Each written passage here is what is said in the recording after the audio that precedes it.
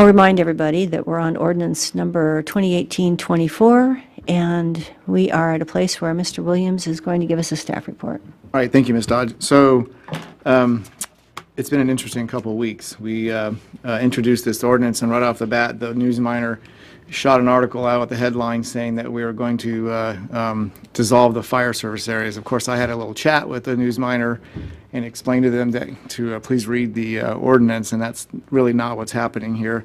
In the words of Mayor Castle, he summarized that if we were to design fire service areas and fire service in our borough starting from scratch right now, we wouldn't have designed it this way. And his understanding and my understanding is that pretty much everybody involved in delivering fire and EMS support services kind of agree with that statement. I went back through the August 1st, 2015 joint work session. It was a long Saturday. I went and listened to that audio, and there was a number of issues that were brought up, a number of opportunities that were brought up as well. And the comment that struck me the most was something from our former assembly person, Mr. Sally. He sounded like he threw his hands up there and said, "This is so complicated." So what the mayor has proposed is to kind of take another look at the governance process, see if we can maybe consolidate the governance and take another look at how we do fire service just from that angle. So without stealing Mr. Paulson's thunder, he's going to give you a more detailed staff report, so we have that on the record so folks who didn't hear the work session last week can hear it. I will kick it over to Brad. Brad, it's all yours. Thank you, Mr. Williams. Thank you, Assembly, for having me here tonight. The ordinance before you seeks to create a new Fire and Emergency Medical Services Advisory Commission and eliminates the current Fire Service Area Commissions. The borough currently has 5 fire service areas that were created to provide fire protection within those boundaries, and the borough also provides emergency medical services on an area-wide basis outside the city limits of Fairbanks and the city limits of North Pole. Over many years, an interdependent network of fire protection services evolved between the contractors. An elaborate usage of automatic and mutual aid has created response plans that utilize multiple agencies when fires are reported. This has resulted in increased service delivery to the residents and lower insurance services offices ratings, which in some cases can lower insurance costs. However, the administration of these services has not evolved as well as the operations have. Subsidization of adjacent fire service areas is happening more than just in the city of Fairbanks, which we've all heard about recently. The current structure of having 5 fire service commissions that are separate inhibits the development of long-range plans that are best developed regionally. Currently, there is no public input for the provision of EMS services, which is the bulk of emergency responses within the borough. This commission could assist in shaping new allocations of EMS funding, response areas, numbers of providers needed, and levels of service metrics, and many other things that are unknown at this time. The Department of Emergency Operations and Administration look forward to utilizing this assistance and look forward to input offered by the single commission and public input. You may hear that the system is working fine the way it is. I have concerns with that statement, as we have personnel from outside of contractors staffing fire stations and supervisors outside of the contracted agency responding to emergencies to ensure adequate supervision of personnel. The number of volunteer fire and EMS providers is decreasing in our community. Training standards and other mandates make it difficult for people to commit to the amount of time that is required now. This interdependency creates an opportunity for an advisory commission to recommend standards for a myriad of things involved in providing fire protection and EMS in our community, and it could evaluate many items such as apparatus, staffing, recruitment, and retention, especially in regards to volunteers and scholarship students and other opportunities that may not have been looked into as of yet. It's advantageous for the mayor to have an advisory commission to consider the provisions of services administratively from a more regional perspective to leverage borough resources in such a way as to provide a high level of fire protection to all residents in fire service areas by replacing the 5 current fire service commissions that view fire protection from a perspective that is limited only to their individual fire service areas. The proposed new commission has representation from all the current fire service areas and representation from stakeholders in our community. This broad representation, along with sought-after public input, will be valuable for the mayor and the administration. Let me point out some things this ordinance does not do that were incorrectly reported. This ordinance does not dissolve any fire service areas. This ordinance does not consolidate any fire service areas. It does not change any millage rates within the current fire service areas, and it does not remove any contractors or change operational fire and EMS response protocols currently in place in our community. I personally have over 32 years of experience as a fire and EMS responder within the borough, over 25 of them as a chief officer. I have much experience in this system, as nearly as much as you'll hear from anyone tonight. It is time to look at all aspects of our fire and EMS response system, and this new commission is a first good step at looking for new opportunities within our borough.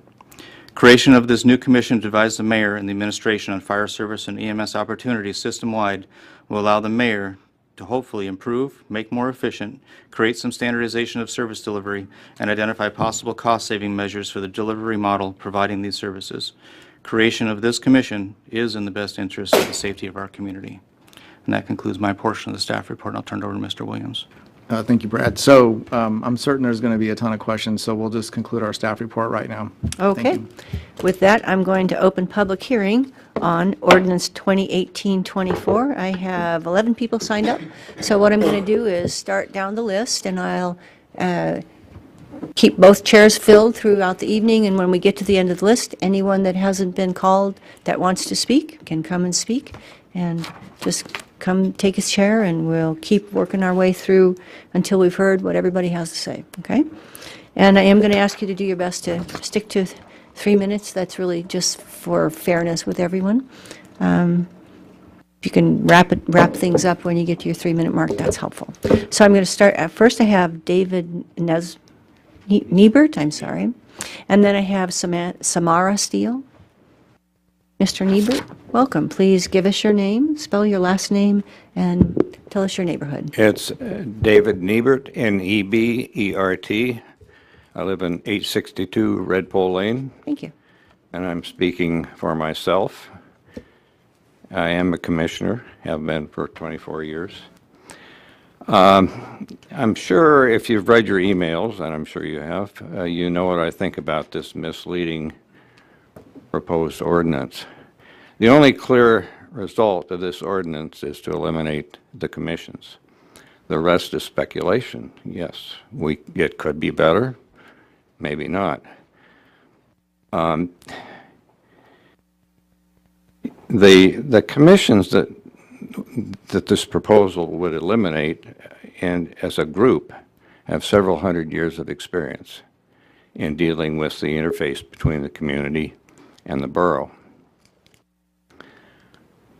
And the difference between what's being proposed and this one is that our experience is specific to the individual fire service areas, which the administration would like to think are all the same. They are not. They all have different problems to deal with. I think it's reasonable to have a commission to look at improving what we have now. However, such a commission, if it's to be properly functioning, has to be totally independent of the administration. How the commissioners are chosen for this particular commission is critical in creating a truly unbiased, objective outcome. As far as the fact that this thing doesn't propose anything except getting rid of the commissions, those of us who have been working on this for, well, I've been on it for 24 years now, know that this is the first step in a long-term goal. And the long-term goal is eventually to have borough-wide fire protection. And I see that as a possibility.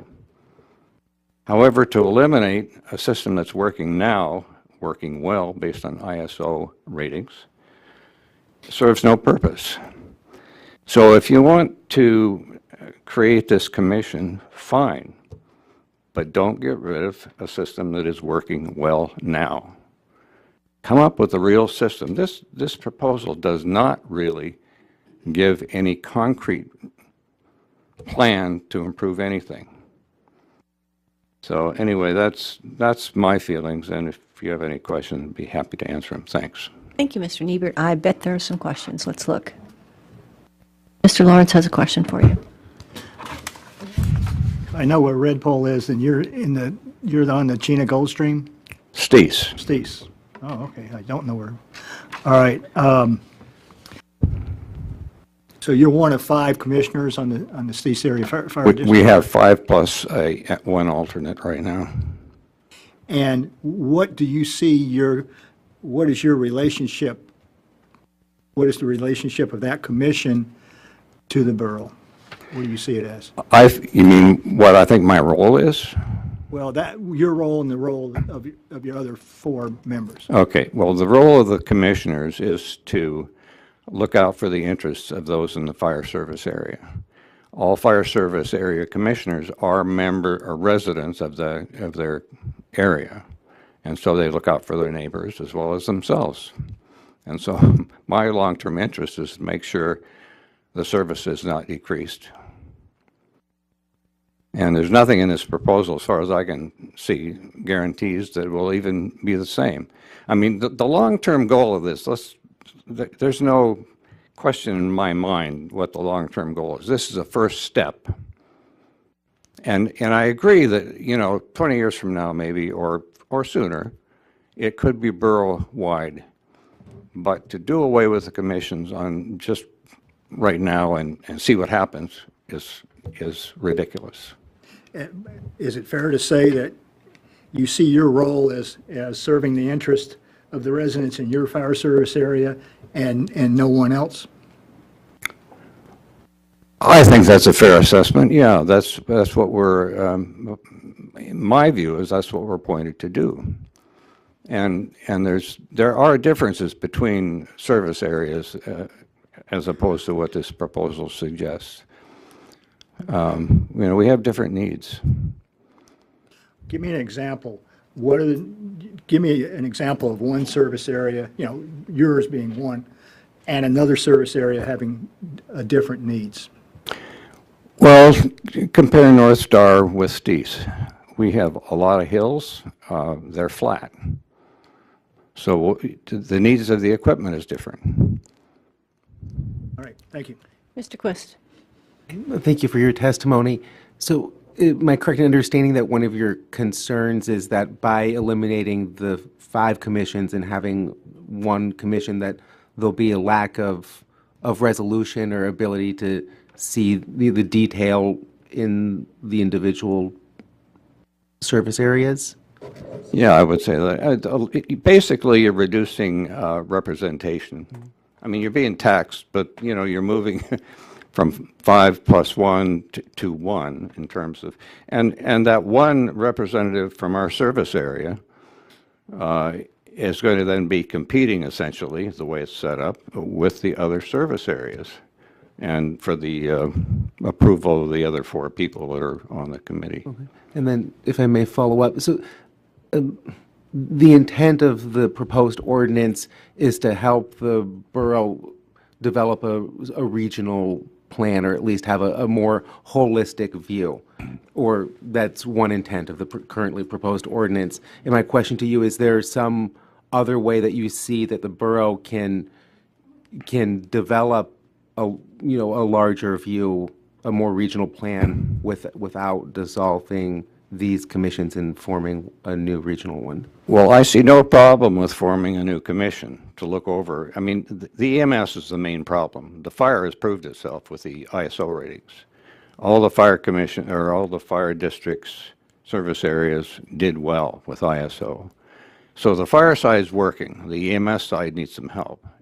And I would see this commission as looking primarily at the EMS side. And I see no problem with forming this commission. I think it's a good idea. This commission should be given like 2 years to come up with a series of ideas and present them to the mayor.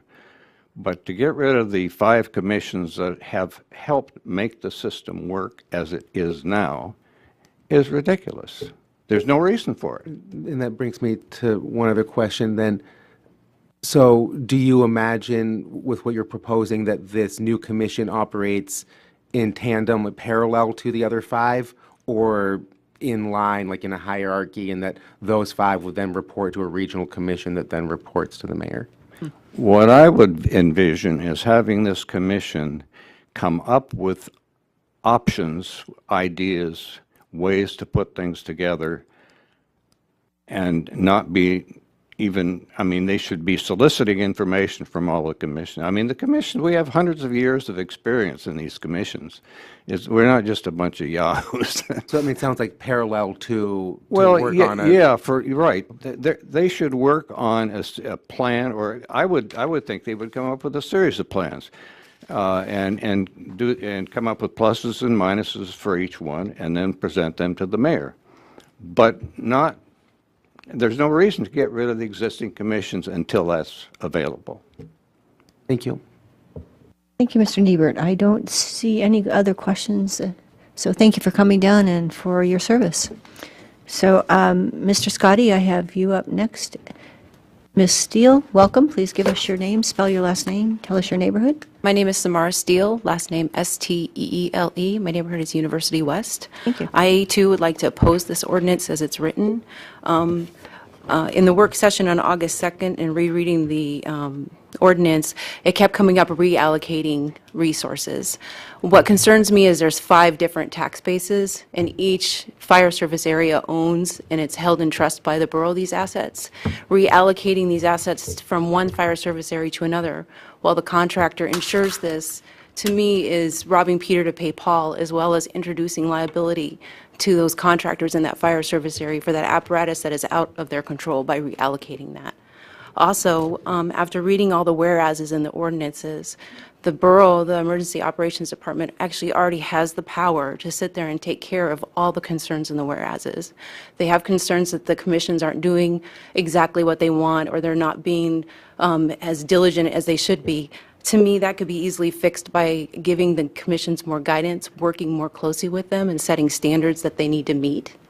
And then also the EMS issue, that's completely different from fire. They have basically complete power over the EMS system.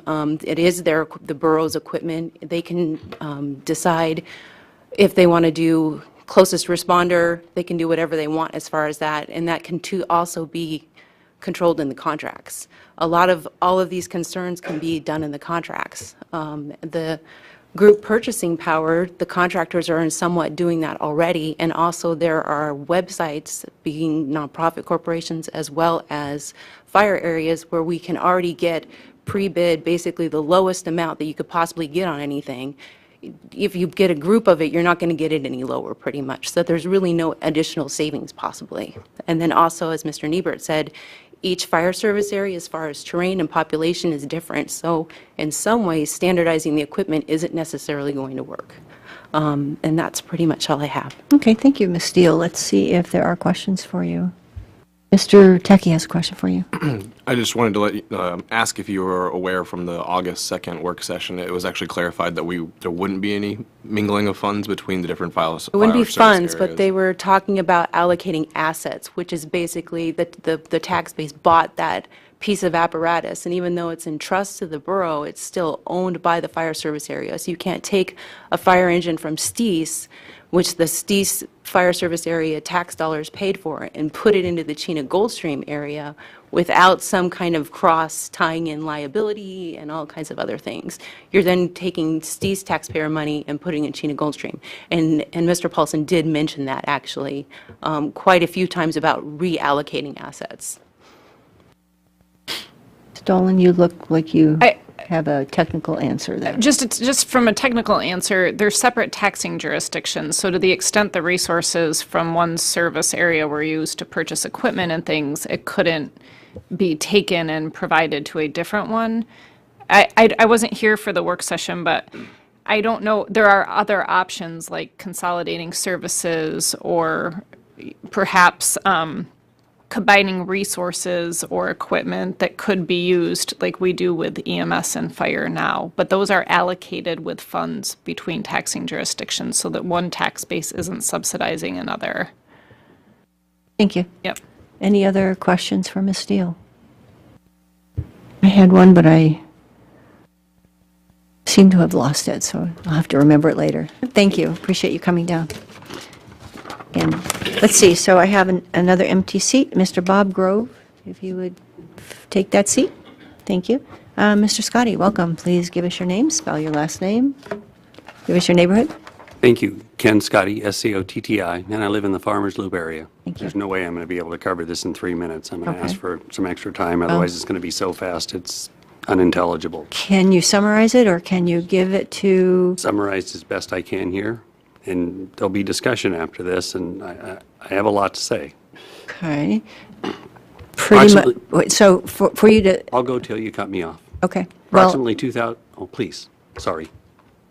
another way to do that is if you can send, the problem is, we can take a picture of it and we can distribute it also, but go, do your best with 3 minutes. You, In approximately 2002, the Fairbanks North Star Borough inserted itself into the Steeves Fire Service area and hired a borough-employed fire chief for the corporation. That chief, Chief Nicholas Rich, was later found to be a fraud. As a result, at least 4 dedicated volunteers resigned, myself included, in a vote of no confidence in the administration. Now, fast forward to 2014, 2015. The then administration brought forward some legal concerns that were addressed by legislation at the state level with Senate Bill 43 and the follow-up Senate Bill 24C. The administration continued their efforts regardless and comes before you with this 2018-24 claiming some efficiencies and savings will be brought about by it, and at last Thursday's meeting painted a rosy picture of what this does and doesn't do. Here is what wasn't talked about that will happen if adopted.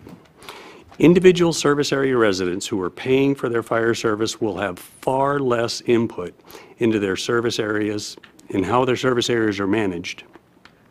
And the administration will have a greater voice. We will not be able to be heard on issues of tax increases, resource management, and others, but most importantly, when this or some future administration wants to unify the departments, we will at best have a muffled and filtered voice. The Fairbanks North Star Borough is a Class 2 borough for a reason, and the administration is looking for an avenue to act as a Class 1 municipality here.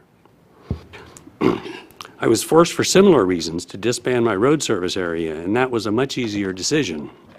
This, however, will leave me with a very difficult choice. Move outside the Fairbanks North Star Borough accept that all the due diligence that I performed prior to choosing where I decided and which fire service area I was going to live in, among other consideration, is now gone, all for a perceived savings due to scale of economy. And you would be turning over primary control of our fire service areas to this and future administrations who are prone to making colossal errors, such as I mentioned earlier, poorly managing the resources we have allotted and asking for more resources to cover, as you've recently been involved in. The plan allows, this plan, although not initially, will open the door to large increases in cost in the fire service areas. The problem is with EMS, not with the fire service areas. Don't forget that EMS just had a data breach that compromised the information of the riders. That just happened if you don't know about it. The problem is with EMS. there's your timer. Can you summarize the balance of it for us? I have 3 sentences. Oh, super, you're perfect. Finally, I'd like to include that the service area residents were not consulted either, as well as the commissioners in creating this plan. Thank you, Mr. Scotty. You were much better than you thought in summarizing things. Let's see if there are questions for you. Apparently, you were also very thorough in your presentation. If you want to share that with us, the clerks will make Now, copies for all of us. I can type it up in email. I just didn't have time before the meeting. Thank you, appreciate it. So I have tiny writing. Mark Steele next.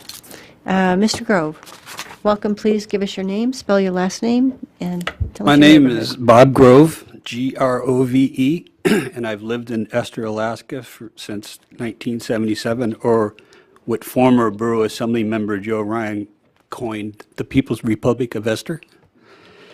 I joined the Esther Volunteer Fire Department in 1980, and I was a volunteer fireman for 20 years and retired as Assistant Fire Chief in 2000. Also, I was President of the Board of Directors for 6 years, and I'm currently the Chairman of the Esther Fire Service Area Commission. And I am speaking on behalf of the Esther Fire Service Commission. Ordinance 2018-24 could be a good thing. However, due to a lack of communication from the mayor's office following the series of the North Star Borough Fire Delivery and EMS work sessions that began on May 29th, 2014, is very difficult to tell. I attended every work session as many other fire chiefs and commissioners in here, and I attended the Assembly retreat on August 1st, 2015. I applauded Mayor Castle for organizing these work sessions, as there was an amazing amount of valuable information learned and shared by the participation of fire chiefs and commissioners all over the borough. Excuse me. However, there was no follow-up as to what the Fairbanks North Star Borough was going to do with all this information until the introduction of Ordinance 2018-24. This completely caught us off guard. Once again, this ordinance could be a good thing. It is my understanding that the reason for holding these work sessions that started 4 years ago was to come to a general consensus of how to improve the delivery of fire and EMS services in existing fire service areas and how to improve the delivery of borough-wide ambulance service. I totally agree with Chief of Staff Williams that we all agreed that there was definitely room for improvement. So we were kind of waiting for something else to happen besides this. I will repeat the question that I asked at one of the work sessions that was not answered then or since those sessions. What is the Fairbanks North Star Borough's overall plan for the delivery of fire and EMS services? One thing that all the chairmen of the fire service areas and all of the fire chiefs agreed upon was that the delivery of both of these could be improved. Once again, what is the intention of Ordinance 2018-24? Is it the first step in the consolidation of all volunteer fire departments into one borough-wide fire department? I think that's going to happen someday for sure, just like in Anchorage. All the fire departments in Anchorage were volunteer at one point until the municipality of Anchorage became a Class 1 city for all the same reasons that we're struggling with.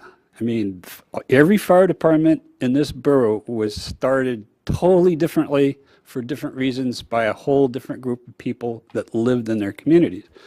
There's one particular section of this proposed ordinance that I have a duty to the citizens of Esther to take exception with.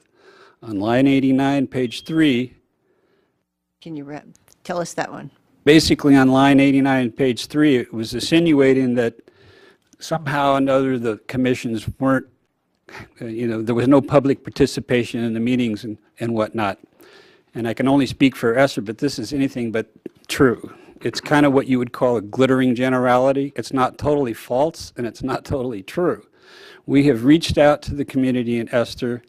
Esther voted to increase their tax mill to provide the equipment and the services for their fire department because they have supported us unanimously, overwhelmingly. So in closing, I ask you, the Assembly, if you want the citizens of the fire service areas to support you in ordinances like this, I suggest you commission a master plan for the delivery of fire and EMS in the Fairbanks North Star Borough, and let us all know just how much the delivery of these services are going to cost us, the taxpayers.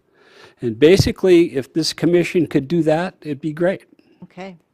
Super, thank you, Mr. Grove. Let us see if there are questions. And again, it's awkward to have the 3-minute timer. It's just a fairness issue, which is why I try to. Sorry for going over. That's the only reason, just so all you know.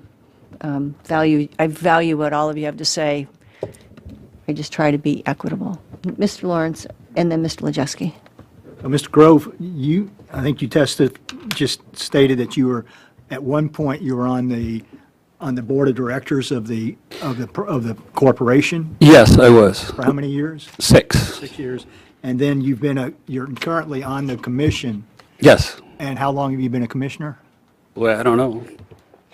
Charlie, how many? 10 years. 10 years. 10 years. Okay, how would you, Sorry. how would you describe the difference between those two jobs? Well, the commissioners have a completely different role in the board of directors. The board of directors, the fire department's Inc., and they're different. The university has a fire service area, and they also have the university. And so the university has a say about what's going on, as well as, so, Let's talk about the other four. Okay. The universities. yes, it's the commissioner's responsibility, because we serve at the pleasure of the mayor. We're appointed by the mayor, and it's our responsibility to see that there's the tax mill rate is proper, and it is enough to supply the resources that are needed in the fire department. The fire department Incs. run the fire department. They're are the batteries dead? Do we need to buy new batteries for the trucks? That's what the board does. Totally different responsibilities. All right, thank you. Mr. Wojcicki? I had a technical question for staff. Since mill rates were brought up, taxes, if we could get numbers on what the different mill rates are for the different fire service areas. But I don't have that information. I can tell you right here. I know it's in our budget book, but I don't want to break that out. Looks I like we don't have have that various on. people that might be Well, able to give us I'm going to ask the question copy to that- the testifier, to that, Mr. Grove. Well, we can make a copy. If someone gives us a copy, the clerks can make a copy for us. Thank you. I'm asking that question to Mr. Grove, since he has the Okay. answer. Well, I can only tell you about 2016, because this all was discussed ad nauseum in the work sessions, and there isn't enough time to go through it, but in this worksheet that the borough put out, it does have the mill rates for all the service areas. Oh, okay, you don't have the right page right now. Okay. Well, Eventually, he'd find it. But we've got a copy. Here it is right coming. here. If you want to, oh, you got it. What is your question, Mr. Wojcicki? I was just wondering what the differences, or- different mill rates were. Yeah, if they're all about the same, or if they No, vary they're wildly, or- quite different. They're quite different. In fact, I should probably say this, but Esther has the highest rate, because we voted to do that. So each is setting their own rate. Yes. Any other questions? I have one, and you're probably not the right person to ask it, but I'll ask. I notice every time I read that ordinance and I come across the differential tax question, I find that interesting. Am I speaking loud enough, or I need to work on it? The differential, have you seen challenges between the different fire service areas wanting to have a differential tax base? Do you guys? Well, I can give you a little history about how a different fire service area that I didn't represent voted to lower their tax rate and to put themselves in quite a pickle, because then they didn't have enough money to buy new trucks that were needed. But I'm not sure I understand what you mean by differential. I'd have to ask the attorney for a legal definition of differential tax rate. So we don't have any differential tax zones within fire service areas, but we do have the ability in code to create differential tax zones for a higher level of service within a service area. We do it in a couple different road service areas. So it hasn't been a problem with the road fire fire service areas? In my time, I don't recall ever seeing a proposal for a differential tax zone within a fire service area. No, I think the tax cap kind of, 99, I think, that kind of had an impact on it, and you could go on for hours Okay. about that. We Thank have you. had revenue cap elections in fire service Yeah. areas, yeah. Okay. Thank you. It's a different tool. I was just curious about it. Any other questions for Mr. Grove? Seeing none, thank you. wait. Whoa. Mr. Jessica has another one for you. I do have a question. So, what's the history? How did, and I don't know if your institutional memory goes back far enough or not, but how did Unfortunately, Esther- it does. How did Esther Fire Service Area come to split Chena Goldstream Fire Service Area? Geographically. We were never part of Chena Goldstream, I'm not sure. Do you know which one's older? Oh, I think probably we were formulated about the same time, almost within maybe months, the same years. I mean, Neil Kopenen actually started the Chena Goldstream next to his homestead in his house. And Esther was 74, 75. So that was about 2 years before I moved to Esther. So, Thank you. Thank you, Mr. Grove. So next up, I have Mr. Mitch Flynn in the empty seat. And Mr. Steele, welcome. Please give us your name, spell your last name, tell us your neighborhood, and you'll have 3 minutes. My name is Mark Steele, S-T-E-E-L-E. I live in University West. All right, I'd just like to say that I am against Ordinance 2018-24, both as written and in principle. I know Mr. Paulson has stated several times that he's talked to many people, and not one person has ever had a problem with any of the whereas clauses. Well, you got one. Line 38, whereas an independent network of fire protection service providers has evolved because all fire departments required outside assistance in order to field sufficient water, resources to meet national response standards and ensure adequate staffing and water supply to respond to a fire emergency. And let me just say that most of the Fairbanks North Star Borough does not have fire hydrants. Therefore, they're going to have to rely on tankers, which means they're going to have to rely on other departments to provide adequate water supply. I don't know how formulating some single fire service area commission is going to automatically put in a lot of hydrants and resolve this issue. It's just not going to happen. He talks about some fire departments require that an ambulance respond from an adjacent fire service fire department to transport patients that are sick or injured because the contractor only is able to provide first responder level EMS only. The borough already has control over all of the EMS. If they wanted to put an ambulance in every district, they could. That's their call. They control it all.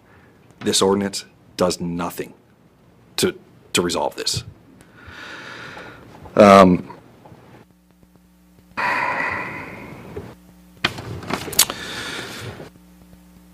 of the other whereas one of the duties of the Fire Service Area Commission is to encourage participation and communication with residents and property owners within a service area. You gotta be kidding me, right? Public participation, this assembly should know, only occurs when people have an issue with something. The fact that there's not a lot of public involvement means that the public's really darn happy with the way things is going right now. I don't understand why you'd want to mess with a good thing. I don't understand why this ordinance was proposed without talking to the public, without talking to the fire service area commissions, without talking to any of the fire chiefs. Just out of the blue. Just popped up. That's it. That's the end of my okay, thank you. comments. Thank you. Someone told me, and I apologize, that we were out of ordinances. I've asked the clerks to make some more when we get them. Thank you. We have them? Okay, super. Thank you. So, questions for Mr. Steele? Mr. Techie has a question for you. Thank you for your testimony, Mr. Steele. Are you a commissioner? No, I'm not. Okay.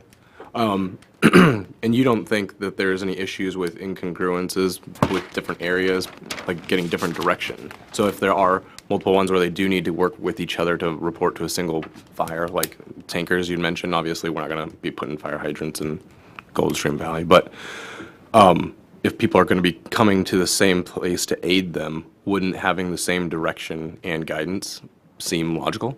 I thought that was the federal standards that everyone's following. Additionally, if there is some needed hierarchy, all they got to do is write it into the contract. The contracts are renewed every, it's a technical question, I'm not sure, I don't know if it's every year or every 3 years, but there's a contract that's renewed frequently. Put it into the contract. Why do you have to dissolve something that's working when you already have the power to make these changes? It doesn't make sense. Thanks. Mr. Quist? Hey, thank you for your testimony. I have a question about your comment on the process. And my question is, do you not feel that what we're going through here and we've been doing for the last few weeks, constitutes a public process? No, I don't think the drafting of this ordinance constituted a public process. I think that this was just kind of sprung on folks. In fact, if I'm not mistaken, the email or the letters that went out to notify commissions occurred about the same time that this ordinance popped up onto the first agenda here at the Borough Assembly. I do believe that that is trying to rush something through. If I could Please go follow ahead. up, because I mean, the reason I'm So I think that we take public process very seriously here, and my question then is, I mean, because we're hearing your testimony now, what magnitude of public process is required before we can consider this? You guys can absolutely consider it today and take a vote on it today. I don't have a problem with that. I have a problem with the manner in which this was brought up to the Assembly, not the manner in which the Assembly is handling this. I understand. Thank Please, you. please, I did not mean to disrespect the process no, here. thank you for the clarification. Thank you. And Ms. Major has a question for you. Yes, so you had mentioned, if there's an issue or a concern over maybe standardization, to put that in the contract. So you understand that you're against this ordinance. Does that mean, I guess what I would ask is, would you be in favor of contracts that are all standardized and all the same across all of the fire service areas? Without seeing the contracts, I don't have a problem with contracts being adjusted to. It depends on what kind of standardization that the borough is looking for. If the emergency service operations is looking to have just similar chain of commands, that can be written into. I don't understand why this single commission is needed for anything to happen. Okay, I do appreciate your answer to that. Thank you. Let's see if there are any other questions for you. Oh, Mr. Quist has another one for you. Thank you. So, and this is maybe rhetorical, but I think you're going to have an answer for me. Given that the administration has contracts with all of the inks, and that the service area commissions, as they are now, and as is proposed in this ordinance, are solely advisory, what's the necessity of having the advisory? I mean, I guess my question is, could not all of these problems be solved without advisory boards potentially?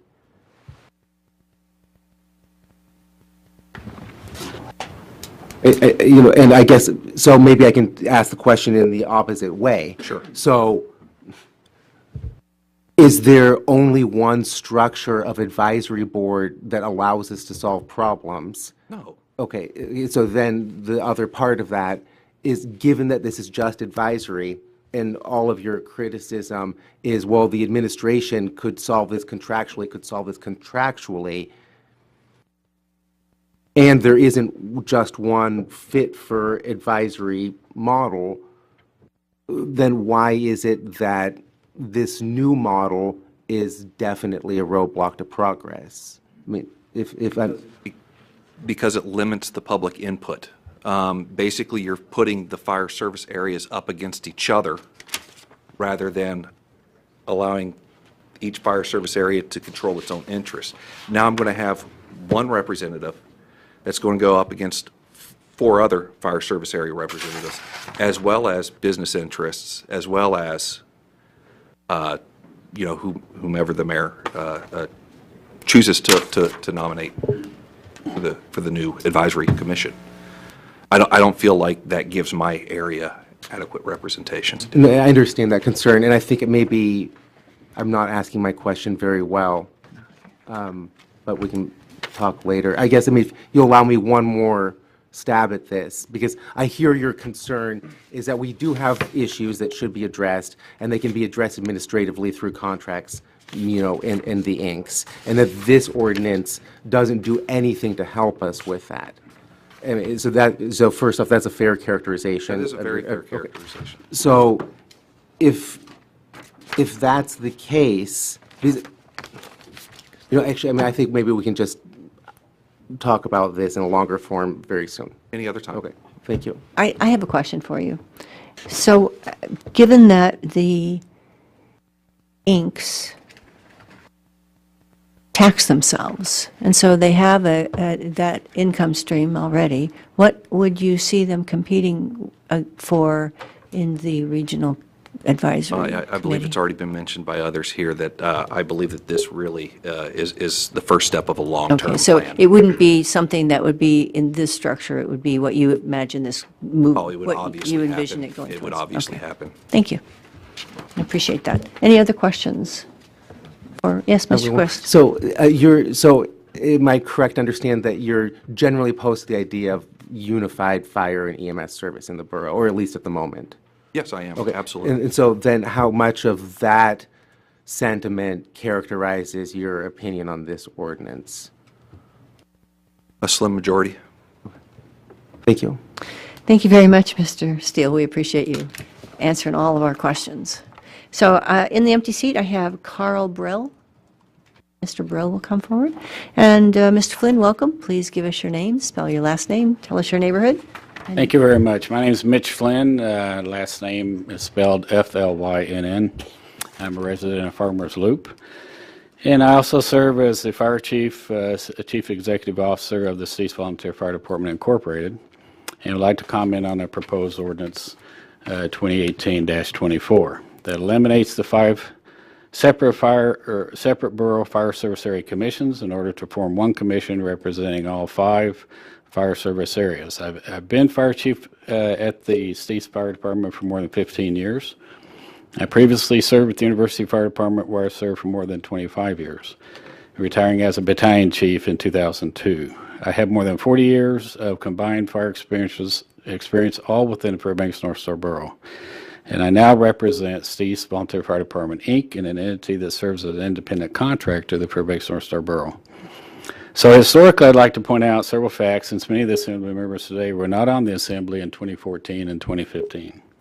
During a series of meetings, the Borough Administration brought us together, area chiefs, board presidents, commission chairs, Borough Administration, to discuss current contract structure that we were under at the time, and to discuss 2 other models for delivery of fire and EMS. Those 2 models were either a fully in-house employee model or a fully independent contractor, and we were blending the 2 at the time. The main reason for the discussion was due to liability to borough residents. It wasn't for consolidation. It wasn't for all these other points being brought up. The underlying driving force, all of this, had to do with the liability that was being incurred by the borough at the time. We were told by Mayor Hopkins that the way our contracts were written and the way the borough was doing business with the corporations was going to stop. According to the borough attorneys, the borough had a major liability problem, and the borough attorneys explained 2 legal principles: doctrine to retain control and piercing the corporate veil. The borough appeared to be in violation of both in how they managed our contracts. So the borough was correct in bringing this concern to us, and once we understood the legal problem, the fire department corporations in 2015 took the lead, and we went to the state legislature to help pass Senate Bill 43. That gave fire departments like mine the same immunity from liability protection that municipal fire departments had. And that is key. Prior to that, we could have been sued for errant decisions on emergency scenes. Mayor Luke Hopkins wrote a support letter to that. We thought the problem was resolved. It wasn't to be the case. A second liability was brought to our attention in July 2015, brought us back together, but the borough could not tell us what it was. But through a lot of discussion, we figured it out, and it was a PERS liability problem that the corporation employees could turn around and sue for PERS benefits. And that is what the main issue was. Wrap it up. I can. So we took that to a head as well. That bill was also passed and things. So as far as we know today, the liability dilemma and problem has been resolved and things. And so this is what your corporation departments did to protect the taxpayer in each service area. And there's somebody that you can be really proud of is each one of those departments. They gave up the right to sue so that they could have those benefits, and it's purely a technicality that none of us ever deserved. And things. So we have state corporations since, and with independent model. Super. Thank you, Mr. Flynn. That was a great recap. Let us see if there are any questions for you. Mr. Lawrence has a question for you. Chief Flynn, could you tell us, as I understand it, was the Steese Fire Service area that was the first fire service area to notify the city that they were going to I don't know if, withdraw or at least reduce the mutual aid provided to the city, and I understand the economics of that. Who was involved in that decision, and how was it made? That decision in December of last year was brought to my attention, or the problem was brought to my attention by my fire service area commissioners. The city of Fairbanks had recently eliminated a firefighter or two position, and what was, and the result of that would put more pressure on us to respond for EMS and fire into the city. My commission, was asking questions and stuff, nothing formal per se, and all, but being the role of, as fire chief, it was a decision that I had to address. And so I thought long and hard on it for the next couple of weeks and things, brought it back to the commission, and so this is what I want to do. And I felt it was the right thing to do, and I still stand by that decision. The city of Fairbanks is increasing calls. Let me interrupt just for a second. Okay. I want to make sure I know who made the decision. I did the decision. So you made the decision, and the commission's approval wasn't necessary? Wasn't necessary. All right. They simply brought the matter to my attention, and as the contractor responsible for dispersing the funds and how we spend our funds and how we allocate our resources and things, it was an easy thing to determine that the imbalance was about 8-1. And the city has a problem, and I do not feel that the borough should take on their problem. They have to resolve this, and it's their issue. It is not a borough issue. But when making that decision, did you have any discussions with the city? I had no discussions with the city, other than before I sent the letter out, I gave the fire chief a heads up, this is coming. And I said, it's no discussion, it's not something I can discuss with you, but this is what we feel is, or what I feel is the best interest of our residents. So I at least gave him a courtesy professional heads up. It was a thank you, and that was that. There was no other discussions. All right, thank you. Any other questions for, yes, Mr. Lajewski and Mr. Quist? Yeah, could you describe how the mutual aid contracts work? Mutual aid contracts were ratified by the Borough Assembly, the City of North Pole, and the City of Fairbanks. It's a legal document that has to be signed by the mayors, approved by the assemblies and councils and things, in order for it to be legal. And so in those contracts or agreements, it has limitation language in it that it's supposed to be for the occasional emergency. It is not for everyday responses. And in the last year, we have been within the borough agencies, not just my department, but several included, are going into the city on a daily basis. It is an abuse of the mutual aid system as written. And in order way to fix that, that needs to go back to, in my opinion, the attorneys and see where we're at on that and see what the legalities are. I felt like it was abuse that could get me in trouble liability-wise with my residents. So if there's an event in the Steese Fire Service area, what's the first thing that, a fire event or an ambulance event, what's the first thing that happens? Do you get a call and you decide if you want additional aid or you have the resources, or how's that work? Okay, let's take a structure fire, for instance. We call it an echo structure fire, confirmed structure fire, flame showing and things. Our units respond with an engine, 2 tenders, and an ambulance. And we also get the benefit of mutual aid, or excuse me, auto aid engine from Fort Wainwright. That's the wild card for everybody. We're all paying federal tax dollars and things. They have offered to come off the post to do that. That program has worked very well. The only other aid I get on a structure fire is either a tender from North Star or a tender from University, depending on if it's on the east or west side of the Steese Highway. So oftentimes when you hear departments being dispatched, 3, 4, 5 departments, you're not getting the whole department of every service area. You're simply getting a resource. In most cases, it's a tender driver with 1 or 2 people on it, which is what in our case. So if we need additional resources because of a commercial fire, which we had a few years ago, ended up being 2 fatalities in that, then we did get the aid of the city aerial ladder for a short period, and then an engine from Chena Goldstream. So these are large structures that require a lot of tenders. Those are the extraordinary events that happen and things. But when we do mutual aid with other agencies, whether it be auto aid or mutual aid, we make sure that our service areas are still covered with an engine company and or an ambulance. So in those mutual aid agreements, that the administration signed, you are required to maintain a presence in your own service area before you release that equipment. Otherwise, I feel that you incur liability. Okay, I have next Mr. Quist and then Ms. Major. Thank you. On this topic, I forwarded to you the email from Chief Schrage. I assume you had an opportunity to read it, and I was hoping on this idea of the mutual aid, if you could respond to his concept that this would comprehensively allow us to, allow us to look at mutual aid in a comprehensive way. Okay. The main gist of his is that Chief Schrage has been a proponent of dispatching the closest responder to an emergency.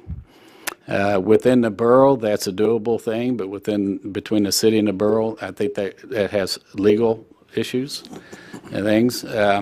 But the problem with dispatching closest responder, sometimes would dispatch two departments with their full response into an area. So in other words, if I have a structure fire on the west side of my area, I'm only a mile and a half from University's service area. They're 6 miles away. We're on scene first. It's happened on 2 fires. And so we're fighting that, but we're being responsible for it, and there is no financial backing for us to fall back on. So it's all at our expense. I would rather see the closest responder issue be resolved by moving boundaries. Boundaries can be resolved by this body right here, through the assembly. And as far as EMS boundaries, that's resolved by Brad's office. He has the authority to do that through contract. So I believe in dispatching for the closest responder and things, but I feel that the best way to do that for funding-wise, legal-wise, for all parties involved is move the service area boundaries. You can move up to 1 or to up to 6% of a service area boundaries. It doesn't as long as it doesn't affect more than 1/6 of that area, or it affects less than 1,000 residents. Yeah, Ms. Major. And so I have a, I feel like I have a bunch of questions, so I'll keep mine I'll keep them to a minimum. So number one, how many responses do you have in a typical day in your fire service area? 2 to 3. We're running close to 800 responses a year now. Okay, and so what's the typical type of response? Most of our responses are EMS. Or EMS, not fire, not Correct. structure fire or auto fire. Okay. How many structure fires or how many actual fires does your service area respond to in a typical year? Going on in memory, we just did our stats for last budget year and stuff like that. We have 40-some structure fires. 40-some structure fires. I don't know if you would know, and maybe staff knows about how many structure fires we have in the borough in a given year. I couldn't tell you that. I do not have that information available at this time.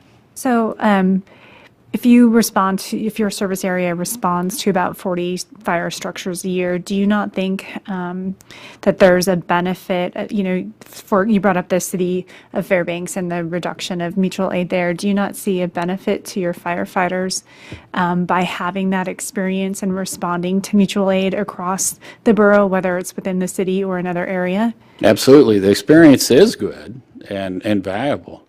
However, you cannot, according to the current mutual aid agreements, again, ratified by this body and things, you cannot leave your service area without adequate protection. And so I have witnessed in the last few years where I feel some departments, and we have been asked to be dispatched, and we didn't have adequate coverage behind. And so we put a stop to it, recalled them, and you still have to cover your own area. That is your primary role. And in a mutual aid agreement, it's when you have extra resources available, your staffing's good that day, more volunteers come in, then you have the ability to provide mutual aid to those emergencies, but you have to cover your own area first. So, and my last question, and you can tell me if I go too far with this one, but do you not think it's, when you talk about liability and you talk about safety, you talk about mutual aid and the auto aid that you get from Fort Wainwright, do you not think that there would be a benefit or a potential reduction to those firefighters when they're responding if there's a more cohesive response platform or similar training on apparatuses when they're out responding as an auto aid and not a request? I'm not following your question. You lost me. So part of, right, this ordinance is intended to help standardize across all of the service areas, and you had mentioned that Fort Wainwright does auto, they automatically go out, right? And so I guess my question is, because they are not covered, right, their standards aren't covered by the borough, do you not think it would be maybe a fair to those firefighters, reduce their liability? I'm trying to find the right way.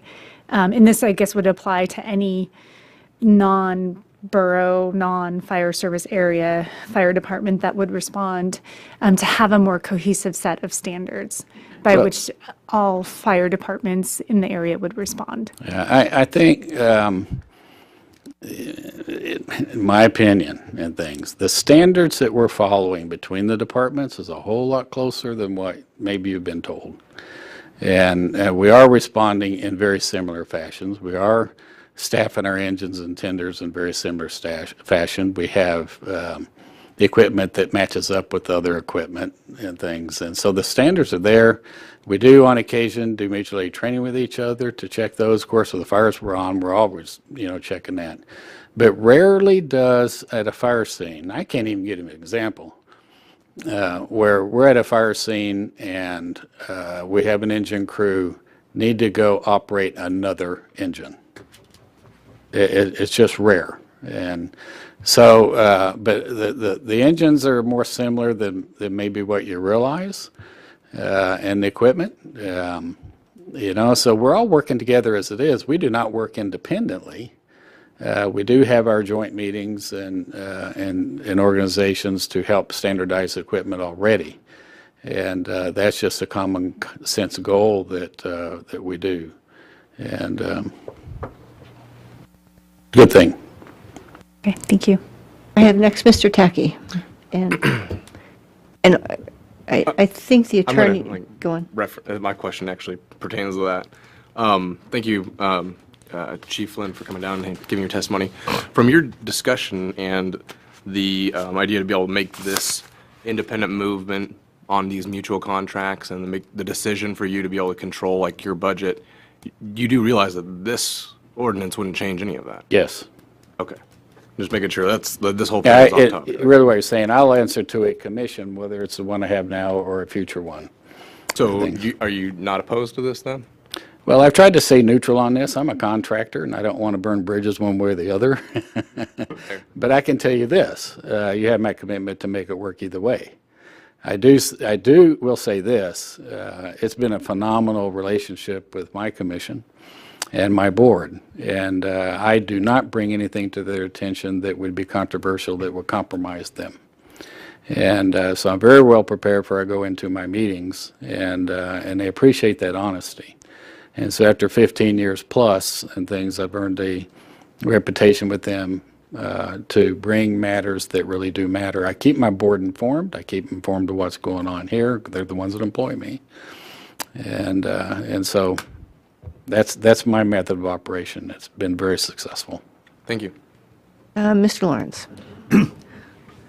Chief Flynn, you stated earlier that I don't remember exactly your words, but basically your primary responsibility are to the residents in the East Fire Service area. Is that a fair? That's who I serve. My primary, let me give you my opinion on this. My primary responsibility is make sure that I meet the goals and expectations of my board, number one. And then I also answer to my commission at the commission meetings. And I feel it's my responsibility to give them a full fiducial picture of where the finances are going, and so I answer to them. Ultimately, I answer really to the taxpayers. The board answers to the board in our situation, but the commissioners They represent the best interests of the taxpayers in the borough, but they do that, but the end role is they answer to the mayor. And they represent the mayor and what it may be any direction he wants to give and things. But they report back to the mayor what, the commission feels that the service area residents want and expect. All right, I'm asking this next question in response to your decision regarding mutual aid to the city of Fairbanks. Would you acknowledge that the vast majority of your residents in the Stees Fire Service area either, work and/or shop in Fairbanks? I think it could be an assumption. I have no idea as far as how many. But what you really need to understand, I'd like for the body to understand, we only derive our authority based within boundaries.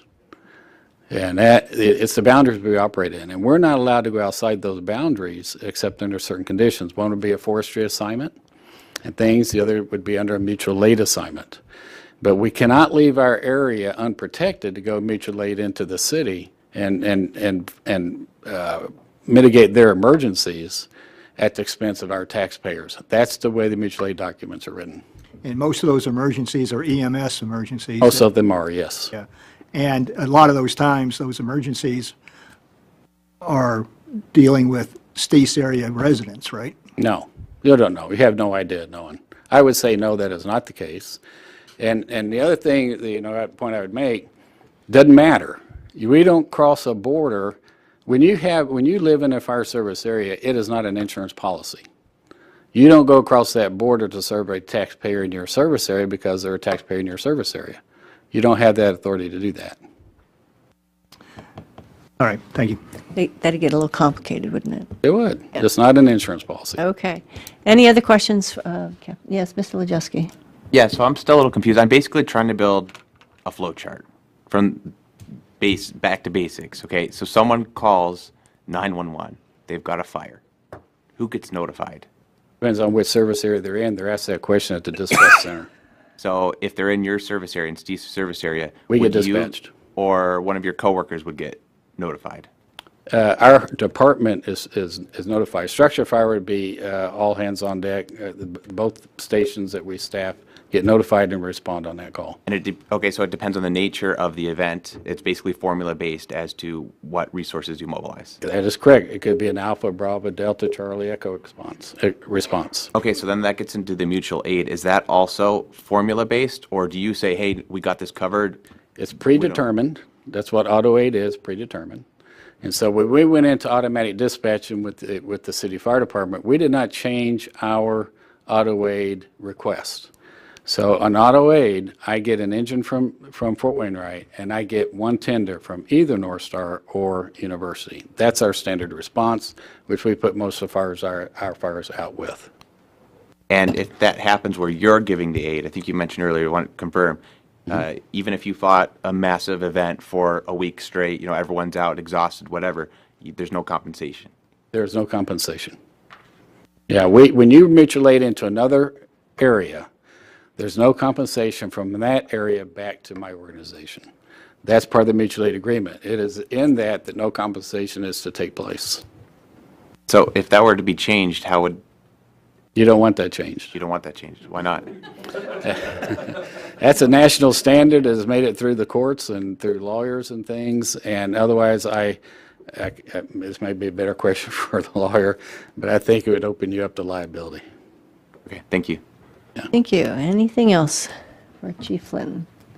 Seeing none, thank you for staying with us and educating us so Absolutely. fully. Thank you very much.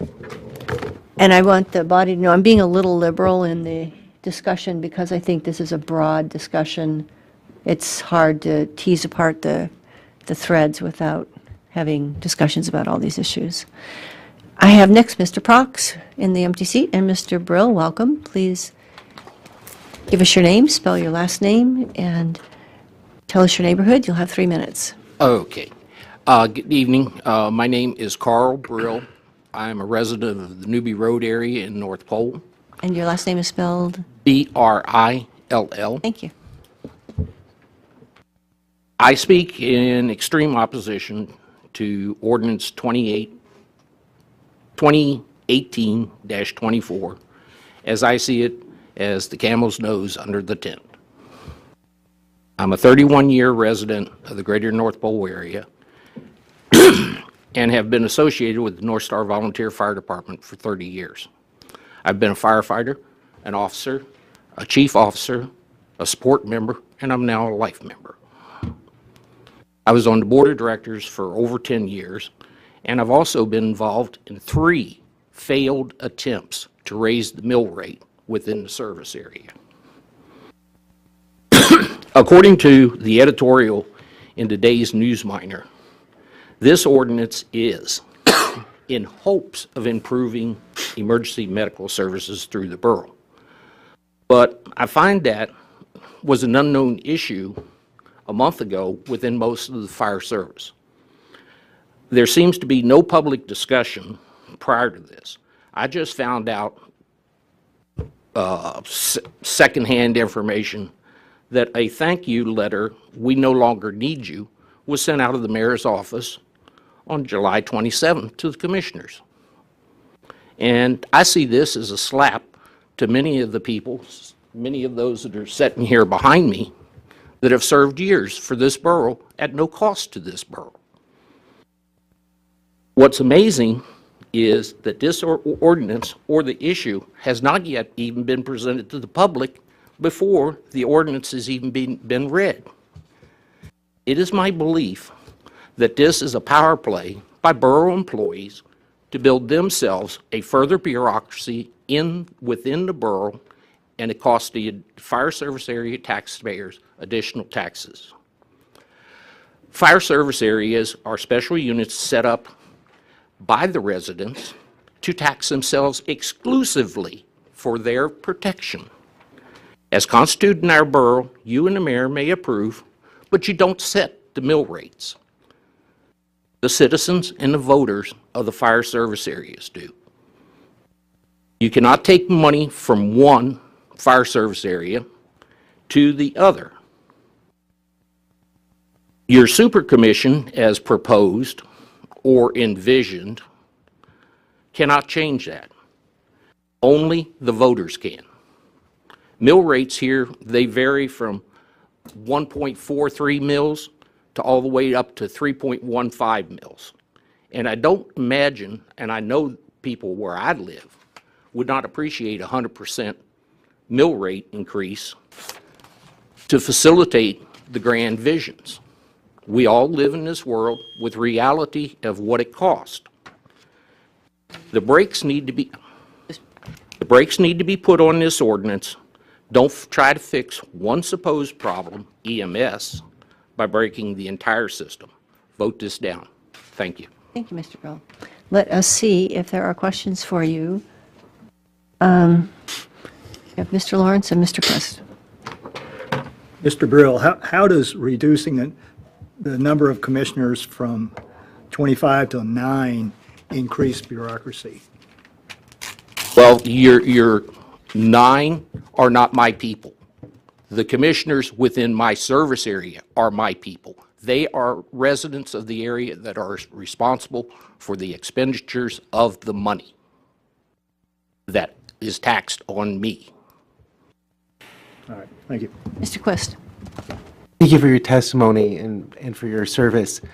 You testified that the service area commissions and the proposed ordinance would have no effect on the mill rate, which is accurate, but you, at the same time, speak about an increased mill rate at length, and I was hoping you could... Reading what is written in the whereases and forthwiths and who was it and so forth.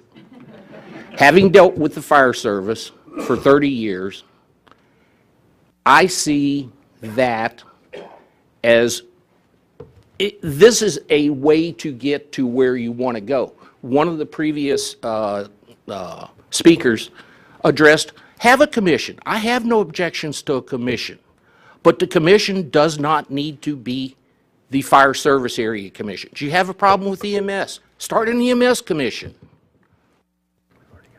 Don't create a problem where there isn't one presently. So I You understand have that, one- thank no, you, wait. but well, no, just, Beg- you're not answering my question, so I'm going to rephrase it if I Okay. can. So you talk about this potentially raising taxes, but that's not before us at all. So I was just hoping that you could square those two comments. I please. look just like the man sitting back there, the man sitting over there. I look in the future. And I've been, I've been around. This issue came up in 2014, and it didn't go anywhere. Now, all of a sudden, at the end of Mayor Castle's tenure, it's being brought back up again. Why? There's something behind this. Thank you. Mr. Lajewski. So I'm trying to predict what's going on in your mind. Hopefully you can tell me if this is accurate or not. So are you assuming that, this is the first part, that this could lead, first step has been said before, to a, one fire service area, one Inc.? Yes. Okay. North Star has a 1.436 mill rate. The rest of them are between 2 and 3. So are you imagining if there's a new postage rate, you'll be forced to pay more for more service than you are now, basically, and thus increase tax rate? The only way the borough can run these departments, the borough run the departments versus the way they're presently structured and run, is if it's a uniform, just the same as your what is it, your non-area wide EMS fees. It's the same for everybody in the borough. The people of the North Star Fire Service area are the individuals that took it upon themselves to tax themselves. They are the ones that have the say whether it gets raised or not. It's not up to the mayor's office. It's not up to you. You all do have the responsibility of approving what they ask for, but you don't get to set it. Is that answering? Or Not entirely, but I think I know where you're coming from. Thank you. So I have a question for you. This is the second time I've heard about thank you notes to commissioners. I basically heard that on the 27th, that the mayor's office sent out to all the present fire service area commissioners a thank you, we're done with you, we don't need you anymore, letters. Thank you. If Mr. Grove would like to share that with the body, I'm sure we'd appreciate that, a copy.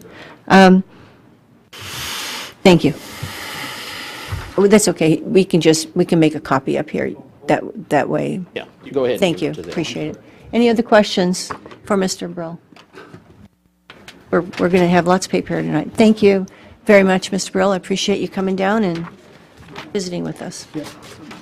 The letter is on page 79 of our agenda. Thank you. So in the empty seat, I have Ms. Mullis. Thank you, Mr. Prox. Welcome. Please give us your name, spell your last name with Ptarmigan, and give us your neighborhood. Thank you, Madam Chair. My name is Mike Prox. Last name is P as in P Ptarmigan, R-A-X, and I live at 1015 Meadow Rue out off of Badger Road. And I'm opposed to this. There's the Mr. Flynn brought up some good points. The gentleman just before me brought up some good points. It isn't about service. It's about governance and authority. And the borough is a second-class borough. I believe it was the borough attorney said that this isn't going to change the tax rate. It's going to change the governance. Exactly the wrong thing to do without a vote of the people.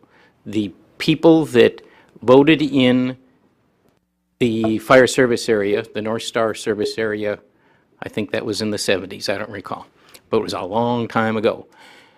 We didn't vote on whether we wanted to be in the same service area as the folks in Esther that were trying to do the same thing. The city folks in Esther didn't say whether they wanted to have the folks in the Badger Road area involved with theirs. You're creating a commission that governs all five service areas. They're making the decisions for all five service areas. As the gentleman here pointed out, that it is our neighbors, that we can go talk to if we're upset. If we're not upset, we can go talk to them. It makes it much more difficult to come down and talk to the Borough Assembly, or in this case, the Grand Commission. This, in effect, creates borough-wide, borough non-area-wide, the same as the EMS service. There's a commingling, and that's been a confusion, and that was a bad idea back when we started getting involved with EMS. And there's a non-area-wide service with a service area service. It's like the airway service area would go take care of the Richardson Highway or something like that. That isn't what it's supposed to be. It's very clear in the statutes, and the purpose of it, way back when they debated the Constitution, was to have maximum local control. And if you're not a first-class borough, you don't have area-wide powers. Therefore, you got to get these little service areas if you want them, and then you give yourself, or you impose on your neighbors, you force your neighbors to provide that service. But it's not the Assembly forcing me to provide that service. It was my neighbors forcing me to provide and pay for a fire service. And then I was on the North Star Fire Department, and this was, again, a long time ago.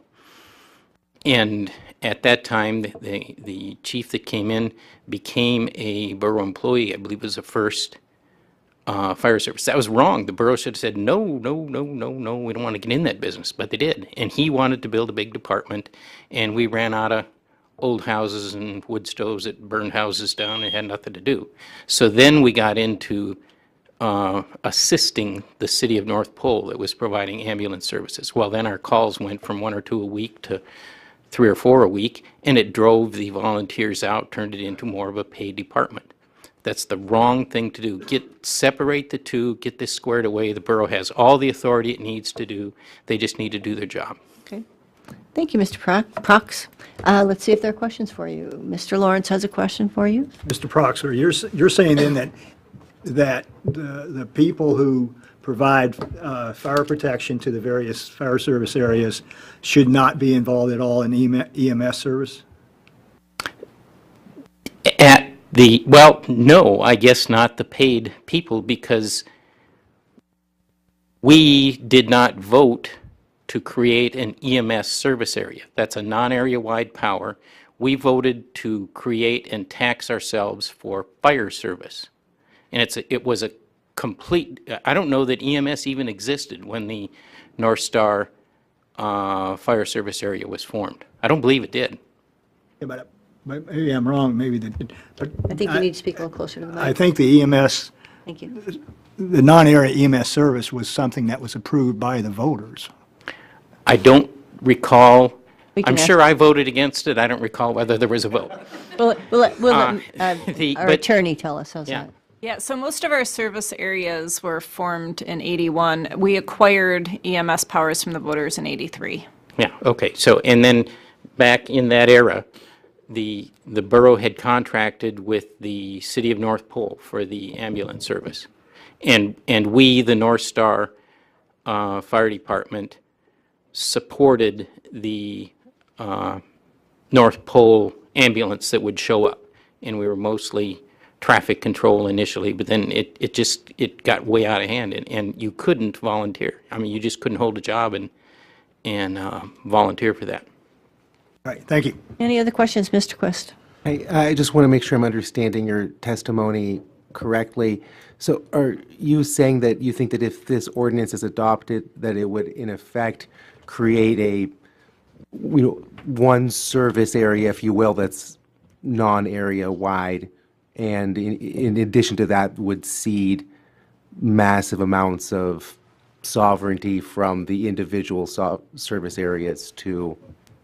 Well, that's absolutely what it does. It takes the individual commissions that are there to govern their service area, just like the 100 or so, whatever we got, road service areas. It takes, those commissions go away, and you have one borough-wide commission governing 5 service areas. It is centralized power. So if I could follow up on that, given that these commissions are advisory and the proposed commissions also strictly advisory, how does No different. they've got, the commissions have got a specific function within the service area. I believe I understand their function, but and I don't know, I don't know if this is worth going into just to ask the question. But, now that we're on, so the administration and the Inks enter into a contract, okay? And that contract is not ratified by the advisory boards. So The contract is not, but and this is going several years ago, and actually we need to get the details from Mr. Flynn, not me, because I'm going from long-term memory. The commissions, back when I was involved, and then for some time after, I'd hit those meetings every once in a while, and the Service Area Commission met, and they discussed the contract with the North Star Volunteer Fire Department, which was a separate contractor to the service area, two separate governances. And the commission at the time, at any rate, they agreed with the service provider on a set of things. And then, if you will, the administration would be the legal approval on it in case they were doing something that was completely out of hand. It's sort of an oversight function, and it's supposed to be at any rate. The same that the road service area commissioners, they decide their budget for the year, and then they go contract with the road service contractor to do a certain amount of work. What I was trying to ask, I'm failing to see the connection between the advisory board and everything else that I see that you're leaping to, and I was hoping that you could make that connection. Yeah, the commissioners aren't there. The service area commissions are, as I understand this, the service area commissions are eliminated. They're replaced, the 5 individual service area commissions are eliminated. They're replaced by one commission that advises or whatever. Maybe they just advise. Then you give the whole thing to the borough administration to work with the contractors, which effectively is what goes on anyway, but it's not supposed to be that way. It's a governance question. Thank you. Okay, any other questions for Mr. Prox? Seeing none, thank you. Thank you. We appreciate you coming down. And I have Arturo Frazera in the empty seat. Welcome back, Ms. Mullis. Please give us your name, spell your last name, tell us your neighborhood. You'll Mary have Mullis, 3 minutes. Mullis, and my neighborhood is near the Muskox by the university. So I have quite a few concerns. The biggest one that I have, and of course I am not in approval of this, but if you go on the Fairbanks North Star Borough website, the commissioners have already been removed. It's as if the assembly has already made the decision and we're just spinning our wheels out here. So I don't understand how the assembly became so sword-wielding, capable of Xing people off of their website when they feel like it or whatever. So that is my biggest concern at this point in time. But I have other points. So as I was listening to this young man in the red shirt describe why we were doing this, a few things that he said that stood out to me. One was that it was for the mayor to make the decisions. And so I'm standing back and saying, okay, the commissioners that have dedicated 20, 10, 30 years of knowing neighborhoods, properties, routes, capabilities, incapabilities during all sorts of weather are going to be, well, they're already deleted out of the website of the borough. So, and they've already received their thank you letter for thanks for nothing. So here you are, you've got this, the mayor is going to be making all the decisions. He's going to bring in this commission that doesn't know move-in free, doesn't know the property way up on the hill that has issues, the property that you can't get to if there's more than 8 inches of snow, you're really talking about taking a community that has worked hard to be together, and now you're going to disband it, rewrite it, roll it up in a doobie, and try to make us smoke it. And that's just not going to work. It's just not going to happen very well for the community to have to deal with this. I have a couple other notes. One was, whereas on number 62, it says the borough administration believes that there exists a lack of independence between the current fire service area commissions and the nonprofit boards of directors and fire chiefs that provide contractual fire protection services. Well, so tell me, oh gosh. You wrap it up? I can, kind of. So tell me, how exactly is Fairbanks North Star Borough going to appoint commissioners that have more knowledge and more development with the areas that they serve and make it more independent?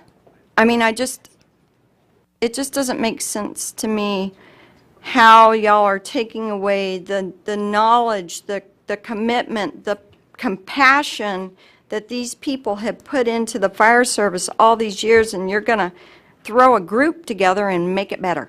Okay. Thank you, Ms. Mullis. Let us see if there are questions for you. I guess not. Thank you. We appreciate your testimony and sticking around. I find that with us. so odd. I agree, but you know, sometimes that happens. Odd I things. can ask a question if it makes you feel better. Okay. It's not about toilet paper, is it? Oh, it's not. Okay. No. Thank you, though. So let's say this new proposed commission, instead of having one member from each of the service areas, had more, like had 2 or 3 members. So instead of being one commission of half a dozen people, it's one commission of 20 people or something. Would that help mitigate the problems that you're seeing at all, or would that do nothing? I'm confused because the way I read it, the commissioners that are on the ground in their boots today, well, unless you look on the website, are going to be not there now. And so I don't understand your question, really. So I guess I think it's a hypothetical. So He's saying- what I'm hearing from you is that, and from a lot of people who are concerned about this ordinance, is that this super commission, if you will, isn't going to have the eyes on the ground. They're going to lose detail, resolution about what's actually happening in the service areas. That's correct. And that there's going to be limited representation from each of the service areas on the larger body. So my question is, instead of there just being one person from each of the service areas on this commission, if there were more individuals from each of the service areas, do you think that would help at all? I think that the way that it's functioning at this point in time for the commissioners to stay on board is the correct decision. And if y'all want to make changes, there needs to be a time limit. I mean, like a longer time period to work this in. You can't, like I said, I don't understand why this is on such a fast track. Mary Sy, they're having to wait till after the election. But yet all of a sudden this has just come up and just boom, the guys are off the website and they receive their letter and they're done. And so I'm just not quite sure why the rush to make a big change when this is going to affect, well, it affects me tremendously because I have a very large structure. I have a very large structure that's very wood, a lot of wood. So, and barn fires are super scary. Thank goodness my electricity is all in conduit, but to take those commissioners away that know their areas, I don't think you can do it like this overnight. I don't think it's the best thing for the community. Thank you. Thank you. Thank you, Ms. Mullis. So I have, oops, there's another question over here for you, Ms. Mullis. Are you saying that those Gray. fire service commissioners aren't listed on the boards and commissions page of the website? That's correct. Well, no, they've been taken off of the website, so you have to, Which part of the website? I don't know, I'd have to go look. Is it Is it all of it? Ms. Tricky's office couldn't find it, nor could. because looking at the boards and commissions versions of the website, even back into 2017, it says this page does not include road or fire service commissions in the list. So I'm just trying to figure that out. That's all. Okay. Like it maybe was never there. I'm just trying to figure that out. Do you want to ask the administration a technical question? No.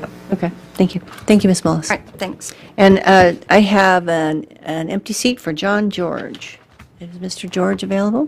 And welcome, Mr. Frizera? Frizera. Arturo Frizera, Frizzera.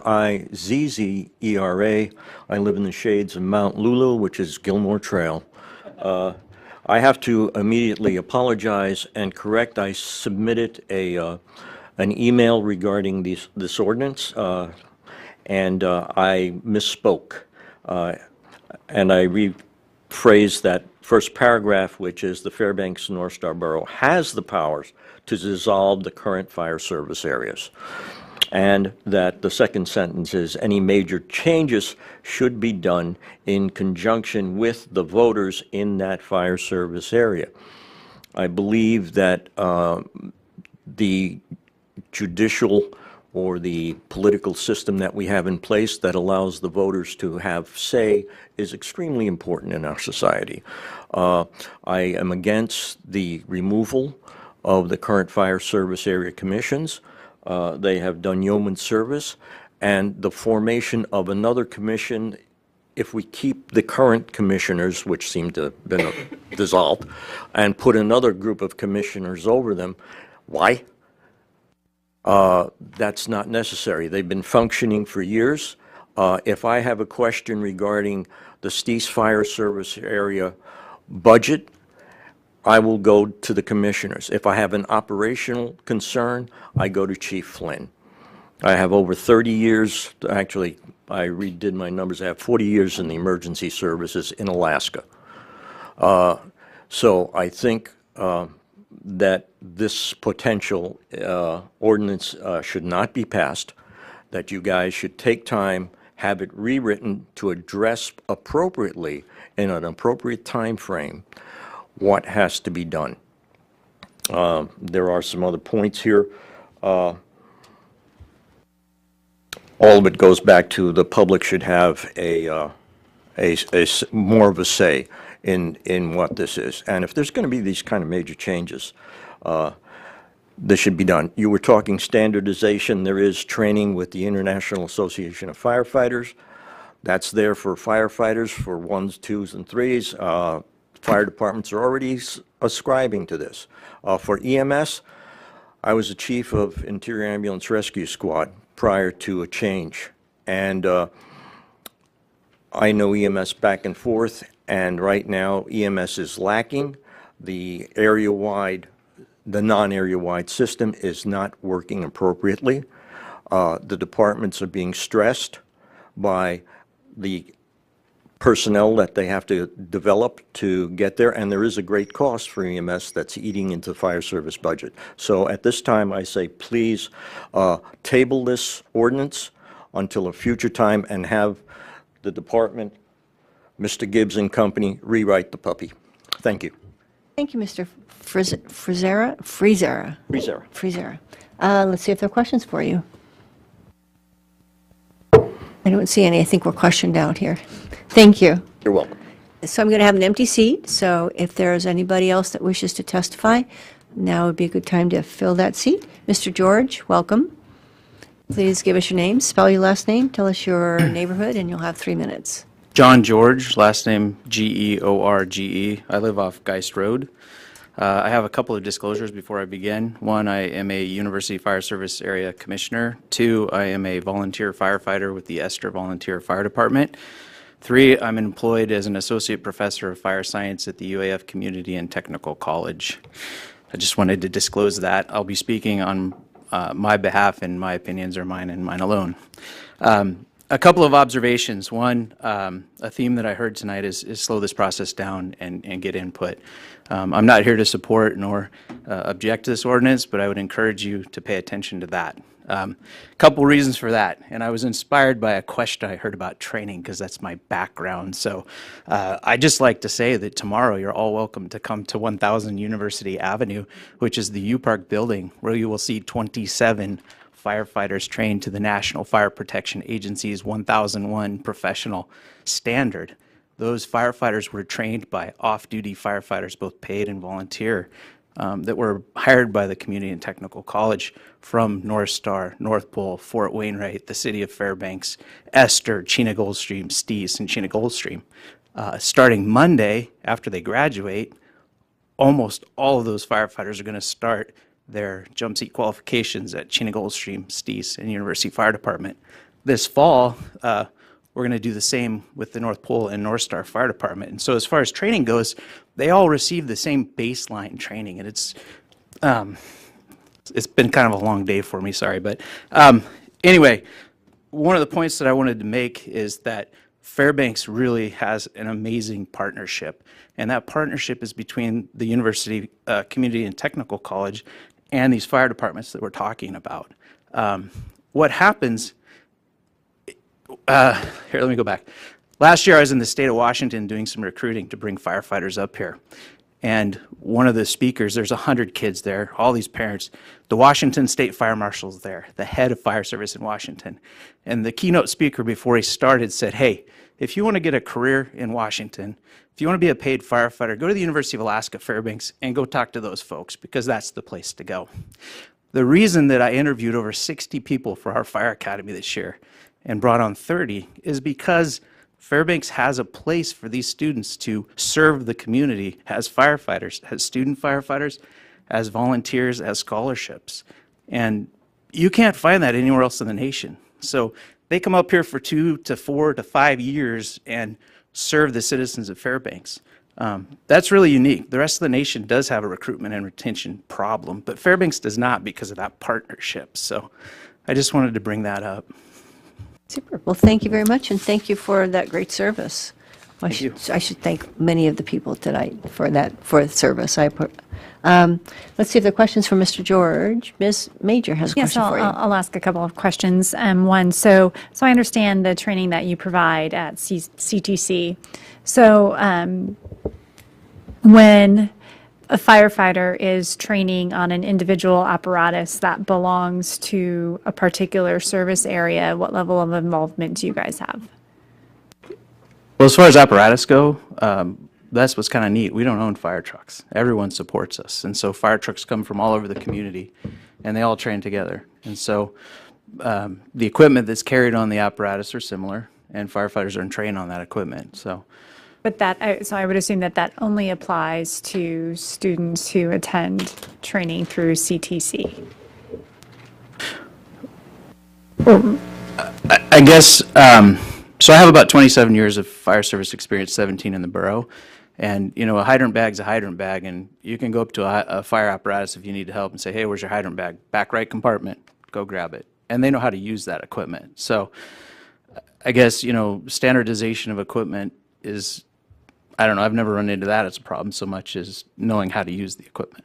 So I guess that was part of my point, right, was maybe that standardization of training of equipment, of different types of apparatuses that might, and I'm assuming there's probably all kinds of age, right, the apparatus of each of the fire services are probably all different ages, right? So some are probably maybe 10 years older than others just based on what they have.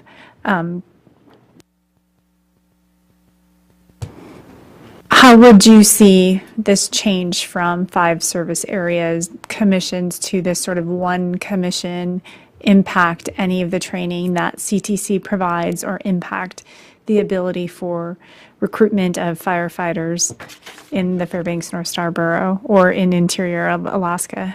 My personal concern, and I've heard a number of people speak to it, is a consolidated commission, in my opinion, could lead easily to a consolidated fire department. And I've been a part of a consolidation of an EMS agency into a fire agency, and the consolidation of 5 volunteer combination departments into one. And when that happens, sometimes people lose pride and ownership. And when you lose pride and ownership, you lose your volunteers. And when you lose your volunteers, you go to an all-paid model. One of these agencies is currently struggling to hire 9 paid firefighters at a cost of probably a little over $1 million right now. So my fear would be that if we lose the opportunity for volunteers, for these student scholarships, and for these paid student firefighter positions, we're going to be in trouble. The taxpayers are going to have to come up with money to hire paid firefighters. That's my biggest concern.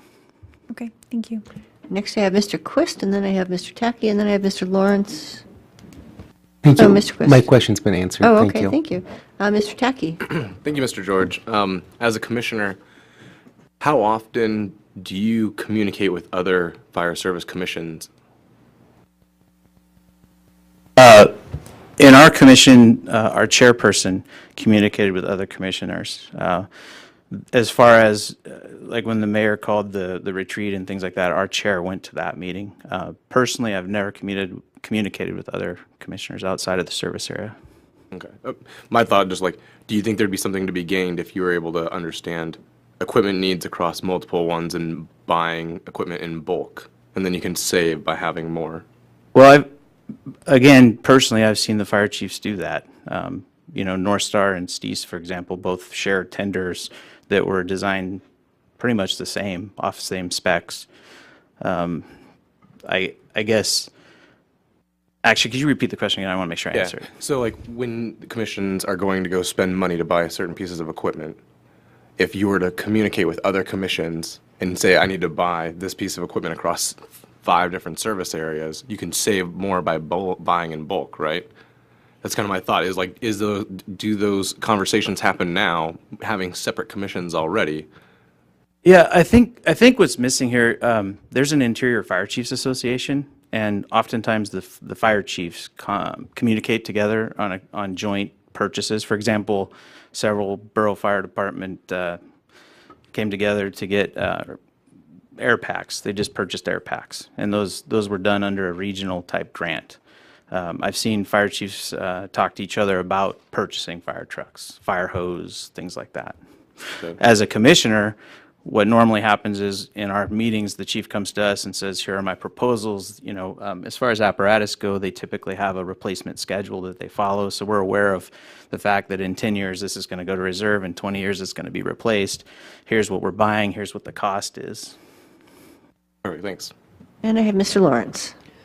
Professor George, do you have a rough estimate on the number of what percentage of these 5 fire service areas, what percentage of volunteers work for them? Sure, and when I speak, I'm going to speak about student firefighters and volunteers. Steese Fire, for example, many years ago, we communicated and they wrote a federal grant, and so the vast majority, for example, the Steese Fire Department are students. As you know, the University Fire Department is fully staffed with the exception of their paid captains and battalion chiefs with student firefighters. It just really varies depending on the need and the openings of beds in the fire stations, but I've seen anywhere from probably 80% down to 25%. And you stated earlier your concern is that a consolidation of the commissions into one could impact the availability of these students. Well, you were talking about how it could end up costing the taxpayers because they wouldn't be available or wouldn't come to work for a single commission as opposed to 5 different commissions. My experience, I was part of the Fire Service Administration in another agency, and my experience is when we consolidated, we hired an outside consulting group twice to come in for $140,000. They're on their 3rd consulting group trying to figure out how to make one fire department work. As you've heard multiple people say, their concern is this is a consolidation effort into one borough fire department. What I saw was people became a cog in a wheel, so the grass no longer got cut by the volunteers, the fire trucks no longer got polished. There was no longer any pride in ownership, And so that began the slow death of the volunteerism in that community. So if this isn't done correctly, and if we lose that place for these students to come and feel welcome, and if we lose these student fire positions, then I think you will have a retention and recruitment issue that could result in paid fire positions. And I'm not clear on how consolidating the 5 commissions into one, how would that impact your program? In my personal opinion, if you consolidate into one borough fire department and you don't have the right leadership. Wait a minute, that's not what this ordinance is about. I- This ordinance is about the commissions being reduced from 5 to 1. How would that impact your program? Specifically, I don't know. I'm concerned about consolidation into one fire department, and I think this is a step towards that, personally. Okay, thank you. Ms. Major? So you talked a lot about loyalty, right? So right now, you're saying that the student firefighters in particular are very loyal to a particular fire service area, and we're not talking about that changing, right? The fire service areas would still remain. It's just the number of commissioners, that commission. But then I guess I'm confused by that a little bit, because I would think that perhaps students or firefighters would also have an identity or a loyalty to the particular station that they, and I understand there's probably rotation around stations from time to time, but do they not also have pride in ownership of the fire captain that they work for, the apparatus that they work on, the battalion chief that they work for, the fire station that they work in? I guess I'm trying to understand why somebody still wouldn't have that sort of pride and ownership of that, when that part would still be preserved and their fire service area would still be preserved. I believe it's how you do it. So if you do it right and you take input from all the people that are here talking, there's ways to do it that it could work. I didn't hear anyone say that it couldn't work. I heard concern that there wasn't enough input. If it's done right, I think you could do that. But if all of a sudden I no longer want to volunteer where I volunteer because it's just one big mechanism, one big part of government, I lose that sense of community. I volunteer where I volunteer because of the sense of community. And If you that's don't gone- believe that that would still happen within that fire service area or within that fire department Where I worked, or it that did fire not. station? Where I worked, it did not. We lost that. Mr. Quist, did I see your hand Yes, up? thank you. So the university fire service area, does it depend more on student firefighters than the other fire service areas, or is it fairly diffuse or even? They're different models. The University Fire Department hires students and pays an hourly wage. The other fire departments have scholarships and free places to live for firefighters, and that's the attraction to them. And your program dovetails in with that to a certain extent? We Some of try to your- dovetail with everyone. Okay. Yeah, we're the community and technical And college. so, I mean, have you had an opportunity to discuss this with Chief Schrage? Not directly. I've got questions for him. He can't be here tonight.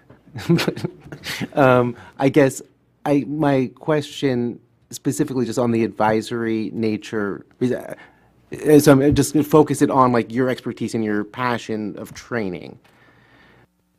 And I understand the conversation that you were having here with Ms. Major, but when you're just talking about the way that recommendations are made to the administration changing, how is it that you actually see that having an impact on your day-to-day or your ability to recruit? And I guess what I'm cautioning against is this thing that we're not talking about, which is having some kind of non-area-wide single fire department, but just really looking at the next couple of years or what have you. I mean, just what's in front of us. Let me try to repeat the question back, make sure I understand it. So you're asking me how this ordinance could change our ability to do what we do now? Yes, which is like recruit very well, train very well, and not have a problem with retention. Well, each of these fire service areas have their own flavor, and I have some students that absolutely only will come here if they can work in the environment of the University Fire Department. I have some students that maybe are intimidated by that environment and want more of a wholesome experience. And there's some of these fire departments are more nurturing, some are more paramilitary, some of them go on more fires, some go on less fires, some of them focus more on EMS skills and things like that. And so they all provide services, but I'm able to kind of customize that experience based on what a student wants. It's also a lot easier to say, hey, you have 5 opportunities. If you don't go to this one, you can go to this one. So it's a lot easier. That you do that by working with the inks or the boards of the inks? With the fire chiefs. With the fire chiefs, thank you. Yeah. Okay. In fact, many of the fire departments send people with me as a joint marketing and recruitment effort. Okay, thank you. Thank Yeah. you. I think that's all the questions we have from you, Mr. George. All right, thank you. Thank you for coming down. And that leaves us another empty seat. If there's someone that wishes to come forward, please give us your name, spell your last name, and tell us your neighborhood. Tori Clyde, Clyde, and I live in Esther. First of all, thank you for tonight, Madam Chair and council members. It's late. I know we're tired. I'm tired. We're focusing on an ordinance that's being proposed this evening, and that's why I want to focus on this conversation tonight, or my discussion with you. I urge you to take time to review what is being proposed to you. There are some language that I do not agree within this proposed ordinance. I am disappointed in the way this has been handled to my own commissioners who have dedicated their time as volunteers as well as you are. I'm embarrassed for the way this was handled. Do I believe that there is a problem that can be resolved down the road? The answer is yes. Fire service areas is separate from non-area-wide EMS. I represent Esther Volunteer Fire Department. I am a paid full-time career fire chief. I'm also a resident. I pay taxes. I represent my community in Esther. I also represent part of the interior fire chiefs as a member of the association. We communicate, we are transparent, we work together. This ordinance, I agree with some of the language. However, our public was not advised on this ordinance. Our commissioners received a letter a few days prior to it being brought to the table. Whereas one of the duties of a fire service area commission is to encourage participation and communication with residents and property owners within a service area, that was not handled properly from this ordinance. I urge you to review the ordinance, table it, have a conversation with the Emergency Operations Department. There are a lot of questions here that could have been answered from that department.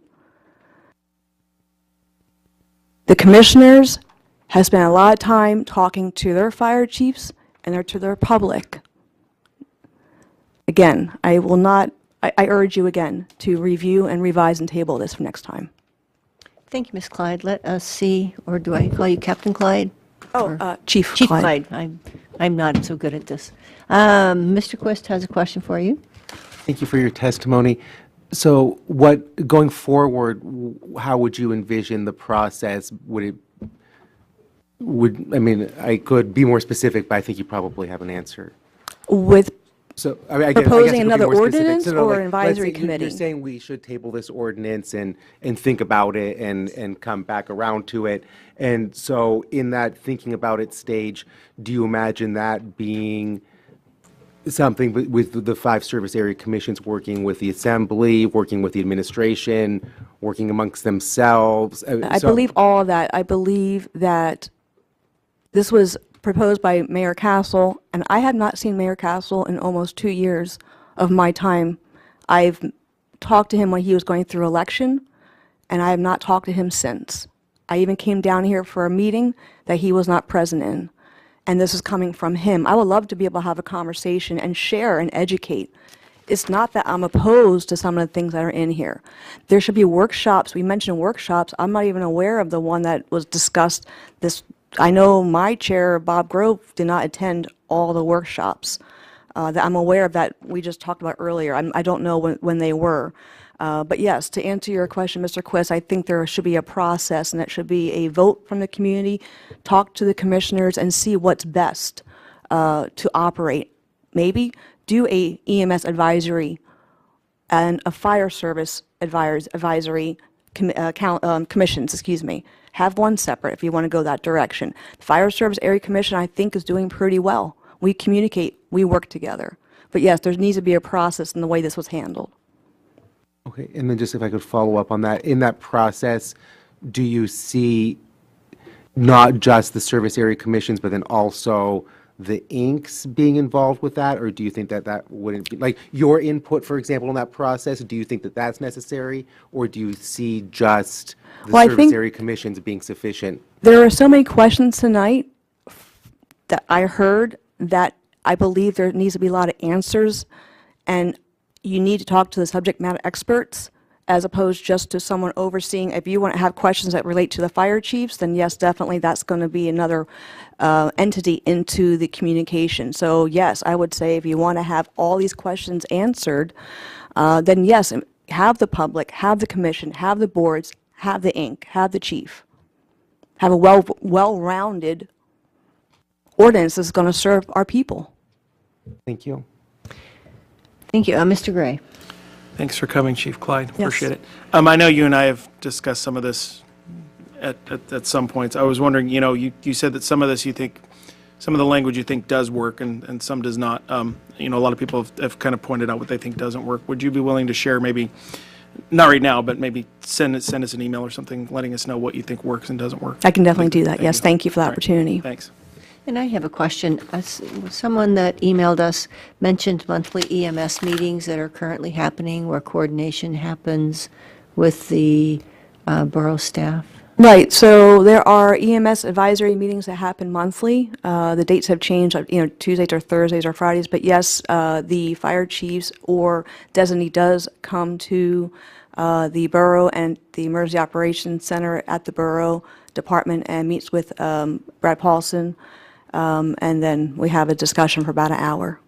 And this, whoever it was seemed to indicate that there was that there was some fairly good coordination that occurred at those meetings? Oh, I believe so. I believe, again, the fire chiefs also work in EMS. And we do collaborate, and we share, and we train, and we talk about purchases together if we can. And yes, the answer is yes. Thank you. Any other questions for Chief Clyde? Seeing none, thank you for coming down and for your service. Thank you very much.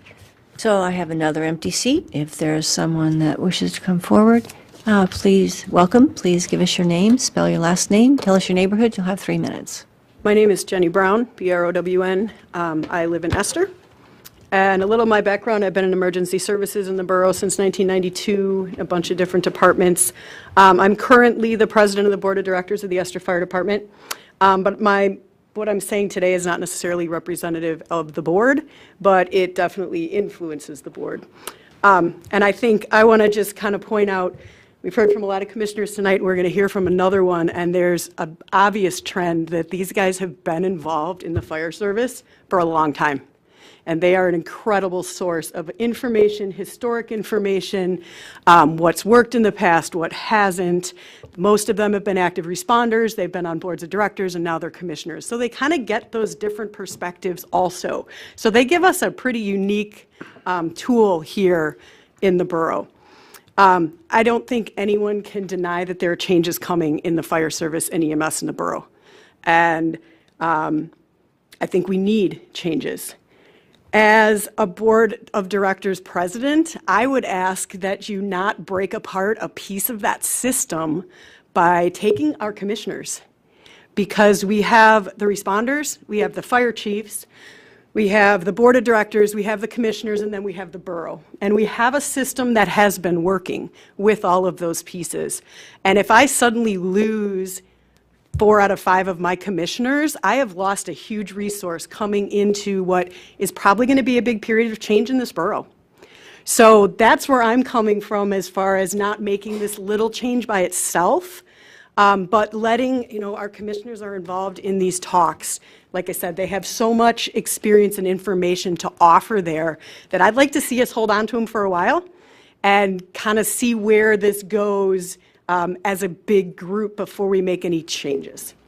So that's kind of what I'd like to say tonight. Thank you. Let us see if there are questions for you. I scrawled your name, Ms. Brown, right? Yes. Thank you. I don't see any questions. Thank you for your testimony. And I have one more empty seat. If there's someone that wishes to testify, please give us your names. I'm Charlie Gallagher, and I am the secretary of the Esther Fire Department Commission. Thank you. Former, since I was fired last week or 2 weeks ago. Can you spell your last name for us, Mr. Gallagher? Yes, Gallagher. Thank you. What has not been said tonight is what the commissions do, and I'm shocked that all of you sitting here are asking all these questions and nobody, including your staff, have told you what the commissions do. In 1974, I got on the Esther Fire Department, and I've been on and off it and the road service areas there. I know what commissions do. The commission in Esther, at the behest of Mr. Paulson, who has been very good to counsel us, has been given tasked two things, major things. One is to represent the taxpayers in the area. You know that now. The second thing we do is we approve the budget. That has not come up at all tonight. We sit down after the inks bring the budget to the fire chief, and we sit down and we go through. That is one of our major functions, and we approve that budget. And we spend hours on that budget once a year, but first we also communicate by going to the monthly meetings with the inks and give them reports about what we're hearing and stuff like that. One of the things Mr. Paulson did inform us many years ago, in about 2008 when he came on board, someplace in there, was that we were not allowed to have meetings between two of us and talk outside of an official, under the Borough Official Meetings Act. So it was very strict how we operated. But we communicate individually, and each commissioner has the same power. But long ago, we decided that we were going to make one person the chair, and they are the ones that deal, rather than five of us running around doing stuff. But we do talk to everybody in the community, so we keep the community informed individually. So when we meet, we have to report it and get it into the newspaper down here, and we meet that way. But our biggest function is dealing with that budget and representing our taxpayers. I'm afraid you're setting yourself up so we're all paying for a fire service that's going to cost millions and millions of dollars. So thank you. Thank you, Mr. Gallagher. To see if there are questions. I think that there's a hand over here. Mr. Quist. Thank you for your testimony. How many individuals serve on the Esther Fire Service Commission? Our goal is to have 5 and 2 alternates. We can't find alternates all the time because it's hard finding the 5, but we have had a very stable group all along.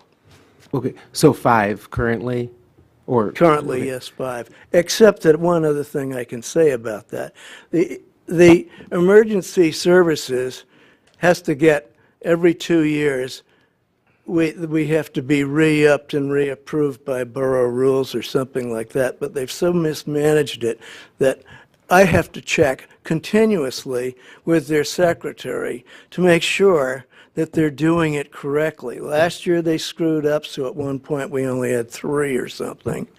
This year, I just found out 2 weeks ago that they had some guy on there that resigned 4 years ago, and I had that secretary. I said, so you go over there. You know, I'm a bureaucrat from the old days.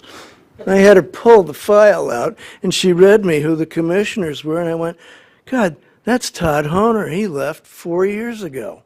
So You didn't Thank you. replace it. So I've got a question for staff, and I also have another question for you too. But so currently there are 5 on your commission, and Yeah, so and if that's the one's case, in Oregon. okay. So I'm just trying to get. So let's let Mr. Quist ask his question. So if there are indeed 5 service area commissioners, then Mr. Gallagher can not violate the state Open Meetings Act law by talking to one other commissioner. He testified that he can't talk to one other person, and that sounds inaccurate. I just wanted to help him out also to let him know he can talk to somebody. If there's 5, he can talk to one other person without it being a meeting. Okay. So, okay, thank you for that clarification. So then my question to you then, I understand your position, I think, very clearly on this. There's a goal here of trying to get a regional view or a comprehensive view. Do you have any suggestions other than what's proposed about how we can get closer to this goal of better mutual aid and a regional view without disturbing the system that we have now? Yes, I think that you should get 5 more commissioners, if they can do it, to be emergency services commissioners. And just leave this situation alone until you finally figure out a way to keep this from ballooning into a borough-wide fire department. I mean, we all vote in Esther to be a fire department. There are areas of the borough that I have cabins in that are without fire things. So you're taking a commission where you have a responsibility, just like a road service commission, and you're disbanding it, throwing it out, and you're coming up with that, well, we're going to have this consolidated area, but what about those areas beyond that they need the EMS people in? The borough-wide EMS commission needs to deal with a borough-wide EMS service. Thank you. Thank you very much, Mr. Gallagher. Any other questions? Seeing none, thank you. We appreciate your testimony. I have another empty seat, and welcome, Mr. Calder. Please give us your name, spell your last name, and tell us your neighborhood. Good evening, Madam Chair. Scott Calder, C-A-L-D-E-R, Esther area. And I've been sitting here listening to all of this. I don't have any technical expertise on this. I've just been learning a lot tonight.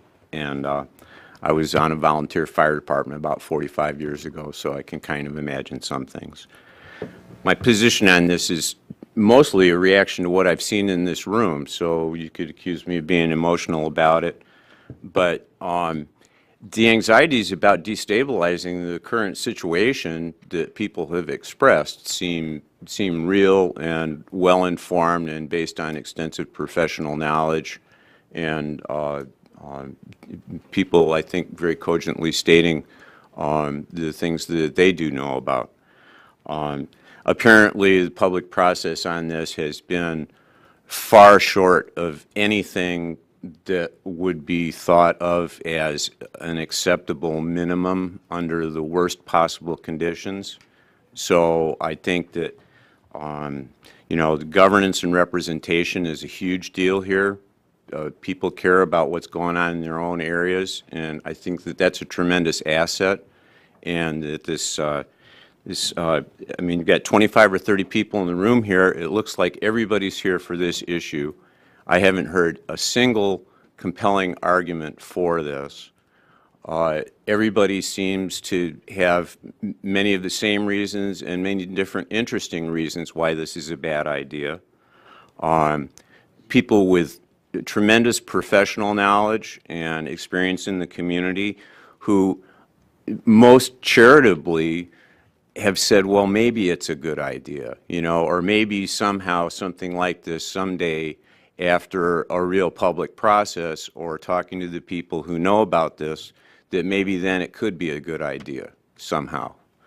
So I've learned a lot tonight, and you know, the only things that I've really heard said that sound like maybe they're from people who are trying to push for this or who think it's a good idea, rationalizations and hypotheticals. What if maybe, somewhere down the road, nobody's saying that you maybe shouldn't have some kind of an advisory thing or, at the borough or whatever, but, don't mess around with something that's working apparently very well right now. I haven't heard anybody say that, oh, we have this horrible problem and this is going to fix it. Nobody has said that. So it looks to me like this is obviously a setup for consolidation and centralization. And it almost seems to be just kind of a knee-jerk, collectivizing thing where, maybe somebody had an opportunity to get the borough government involved in something and create a bureaucracy. And so, hey, this would be something to do. And so I think you should vote this down. I think it stinks. Thank you, Mr. Calder. That's my highly emotional response. And very well No timed. good whatsoever. Start over. Let's see if there are any questions for you. I don't see any. Thank you. You're welcome. Appreciate you coming down. I have one more empty seat. Mr. Dowdy, welcome back. Please give us your name, spell your last name, tell us your location. Asa Dowdy Jr., D-O-W-D-Y, Steel Creek Road area. I'm just a regular resident. I don't know anything about EMS or fire service, except they did pull my daughter out of a wreck before she died, and I'm thankful for it. Now, our fire service area, I have heard nobody complain about it. The EMS, I really haven't heard anybody complain about that, except for the mayor. And he's in charge of it. How about that? And he's wanting to take the fire service area and tear it up. That doesn't make sense. It's a power grab. He's already sent out the letters to the commissioners. They no longer have their position. Does anybody know of the 5 commissioners that he's appointing? If you're getting rid of all of them, he's got to have 5 more. Who are they? I think he needs to answer some questions for the community and to you before you even consider voting on this. You don't have the slightest idea what you're doing. That's the way I look at it. Thank you. Thank you, Mr. Dowdy. Let us see if there are questions for you. I don't see any. Thank you. Welcome, Ms. Wilson. Thank you. My name is Tammy Wilson, W-I-L-S-O-N, 571 Canoro, and thank you for the opportunity and for the work session. I listened to it with some really great questions, and the questions really showed me that there doesn't seem to be an understanding of really what this is trying to do. And just if you look at the purpose on page 74, and it says the purpose of the Fire Emergency Medical Service Advisory Commission is to review and monitor the provision of fire emergency medical services and give recommendation, and the commission shall encourage participation and communication. Well, I have a house in North Star Fire, and I also have property in the Stees. They do an awesome job. I know I can go to the commission at any time if I have, and I have done it. It's been many years, but I could and have that conversation with my neighbors who want to do the same thing and know what kind of terrain I have, what kind of houses are in that area. And to me, the only thing the ordinance does, although it's been great education tonight, is you're taking away the public part. That's really all this ordinance does. It takes those 5 people that are in my North Star area or in the Stees, the group that are my neighbors who have all the expertise that I can go to when I don't have it, and they go away for a bigger board. And you've been asking, first of all, what is the issue? I really can't even figure out what the issue is, except that you have fire service areas who have boundaries, just like road service areas do. And you stuck EMS on top of it, which has no boundary except the borough. So you've got fire service areas having to go to emergency situations outside of their service area, taking away services to the people who pay the taxes to because they have contracts with the borough. And really, that's what makes it complicated. But where I'm also frustrated tonight is when I heard from the emergency director that we needed to provide a high level of fire service. We have great fire service here. You know, we pay for the level that we want. As I said, North Star's tried to up it a couple times, and it hasn't been successful, unfortunately, but that doesn't mean I don't have some of the best firefighters anywhere, if not the best, except I'm split between 2 fire service areas, so I got to be careful, you know, when it comes to that. If you want to make a commission, then do, but I think making a commission with specific duties of having a regional plan, not necessarily a forever commission. I don't know, but the state, we have commissions for freaking everything, and all we do is just run it till it's dead in the ground. But if you really want to have a regional plan, then put people together, the best of the best, and say, what would that regional plan? And then guess what you could do with that regional plan? You could take it back to these commissions and say, hey, how does this work for your area? You know, because the areas are very different. Can you imagine how full this room would be if you got rid of all the road service area commissions? You might have a hard time finding people, but I'll be darned if they want to get rid of them. But you made an RSA instead. You made somebody that went over it and was able to look at that bigger picture. But here, I don't even think you need that. I think you need a temporary one that has a very direct, come back to you as the assembly and as to the mayor, and guess what? You can use all your expertise because you didn't get rid of these commissioners who've done an awesome job for absolutely nothing. And I think you solve your problem, and you haven't grown government. What a thought. Thank you, Ms. Wilson. Let us see if there are questions for you. I don't see any. Thank you very much. Thank you. Please don't get rid of our commissions. And I have one more empty seat. And is it Mr. Adams? Yes, Steve Adams, ADAMS. I live at 1672 Farmers Loop Road.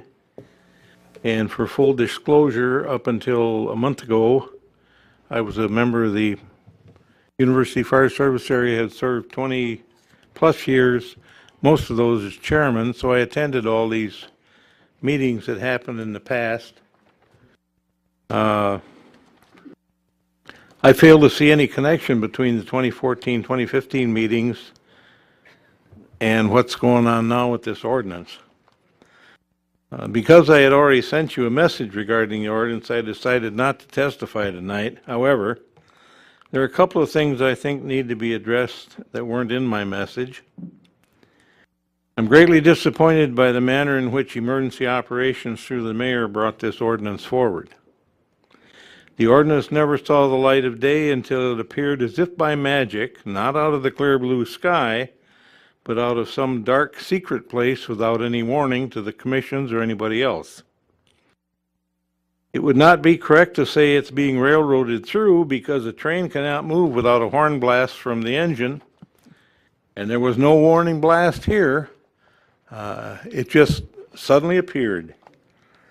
The warning, as close as there was a letter dated July 17th to the 5 Fire Service Area Commissioners, praising them for the fine job they had been doing, some for 30 years and more.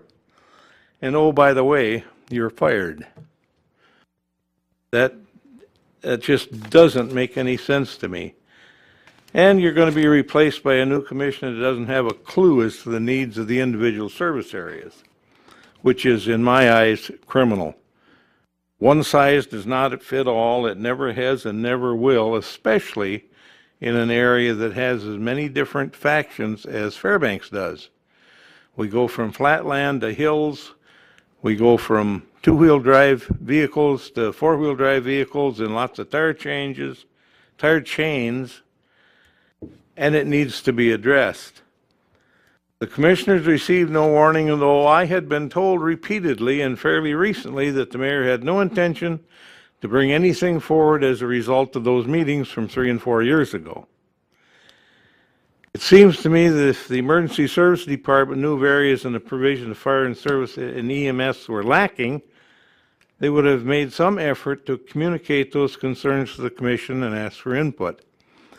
One of the whereases in this mess says that this new commission could advise the mayor. Well, if he doesn't ask them any more than he ever did us, I haven't talked to the mayor in probably 3 years, maybe 4 years.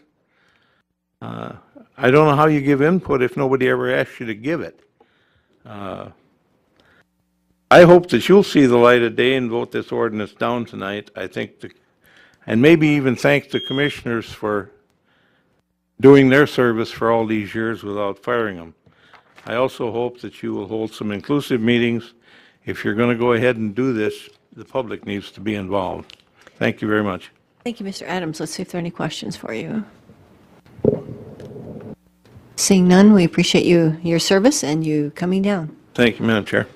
And Jerry Curry, C-U-R-R-Y, and I live in the Steves Fire Service area.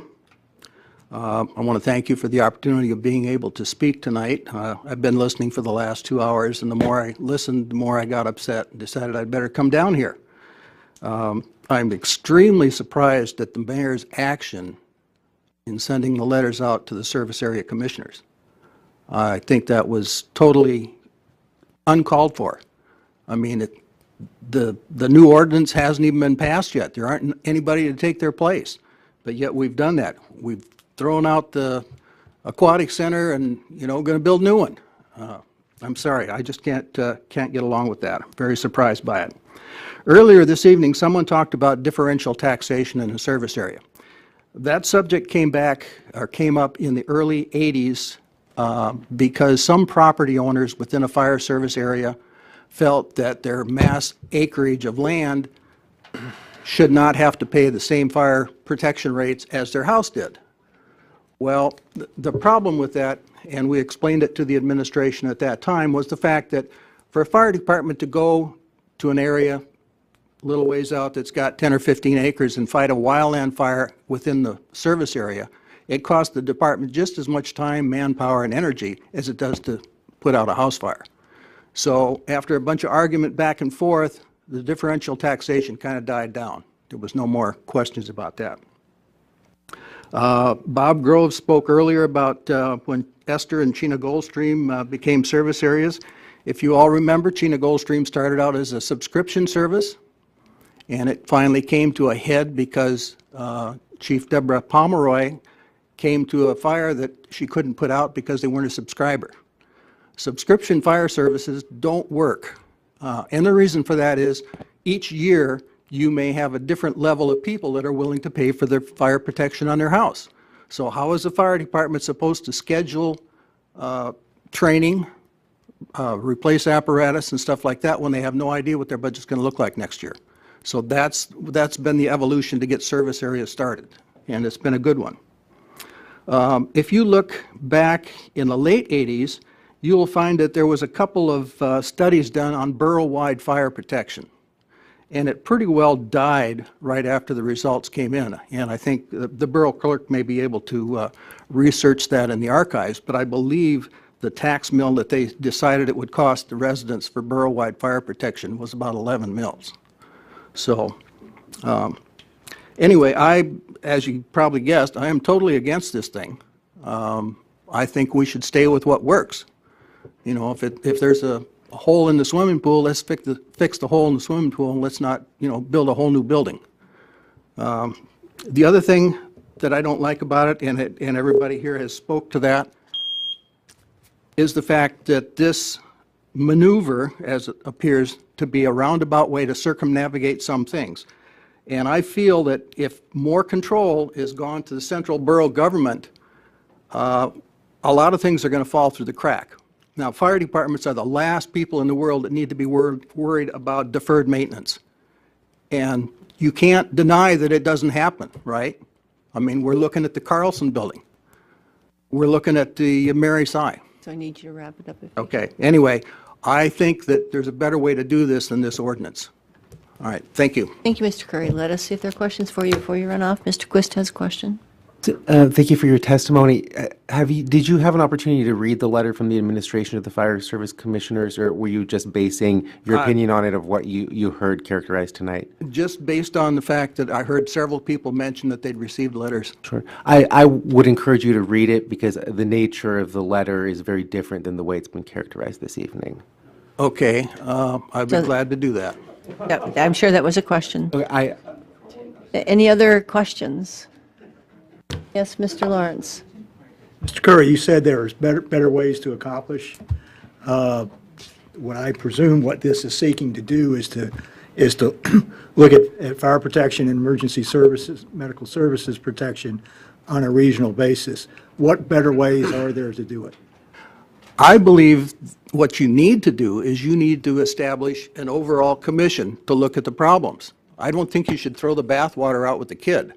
I think you need to establish a commission, have some work sessions, and have all the fire chiefs, have all the commissions, have several of you from the assembly present. Because obviously tonight, from the questions that I've heard earlier this evening, not all of you have the answers, and you probably have a lot more questions. And that's the only way you're going to get the answers, is if you have a wide area of knowledge out there. Nobody here has got all the answers to all the questions, and that includes me. Thank you. Okay, well, thank you very much, Mr. Curry. We appreciate you coming down and zooming in because we needed to hear from you. I am going to close public hearing, and we are taking a 7-minute break.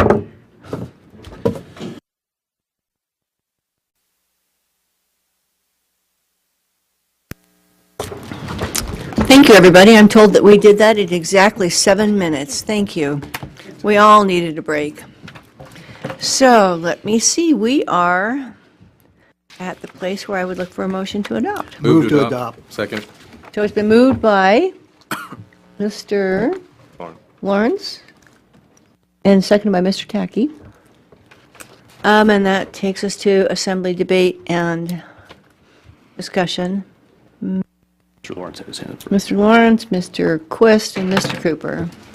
All right, I'm going to move to refer ordinance number 2018-24 to an assembly work session with the administration, Fire Service Area Commission Chair or designee for each fire service area, the fire service area chiefs or designee, and a representative from each of the fire service and EMS contractors on Saturday, September 29th, 2018. Second. So it's been moved by Mr. Lawrence and seconded by Minnie, but I'll give it to Mr. Quist since he had his hand up too. That was the motion I was going to make. That's what I figured. That's why I'm giving you a number. Well, you two can share this second. So anyway, it's been moved by Mr. Lawrence, seconded by Minnie. We'll give it to Mr. Quist to refer ordinance number 2018-24 to an assembly work session with the administration, Fire Service Area Commission Chair,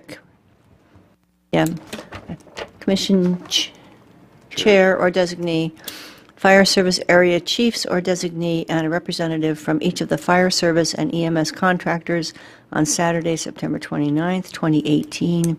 Time and location to be determined, I presume. So on this motion, Mr. Lawrence, would you like to speak to it? Yeah, I do believe that there should be some more opportunity for the players in these fire service areas, and I'm talking about the Incs., the commissions, and the commissioners to discuss and give input and regarding this ordinance. There's been a lot of negative comments about it tonight, but most of it, has frankly hasn't shed much light on. A lot of it seems to me speculation that this is the beginning of consolidation of these fire service areas. And from my perspective, this borough isn't populated enough to justify that at this point, and it may be so in another 10 years, but it's not now. But, we need to come up with some real ideas on how this ordinance can be made better, if it can be. And, frankly, I haven't heard a lot tonight that convinces me that this ordinance isn't a good idea. But I want to give the people who are most involved in and protecting us from fires and providing emergency medical services an opportunity to give us their input. And I don't really think they've had sufficient opportunity to do that. So therefore, that's why I made the motion.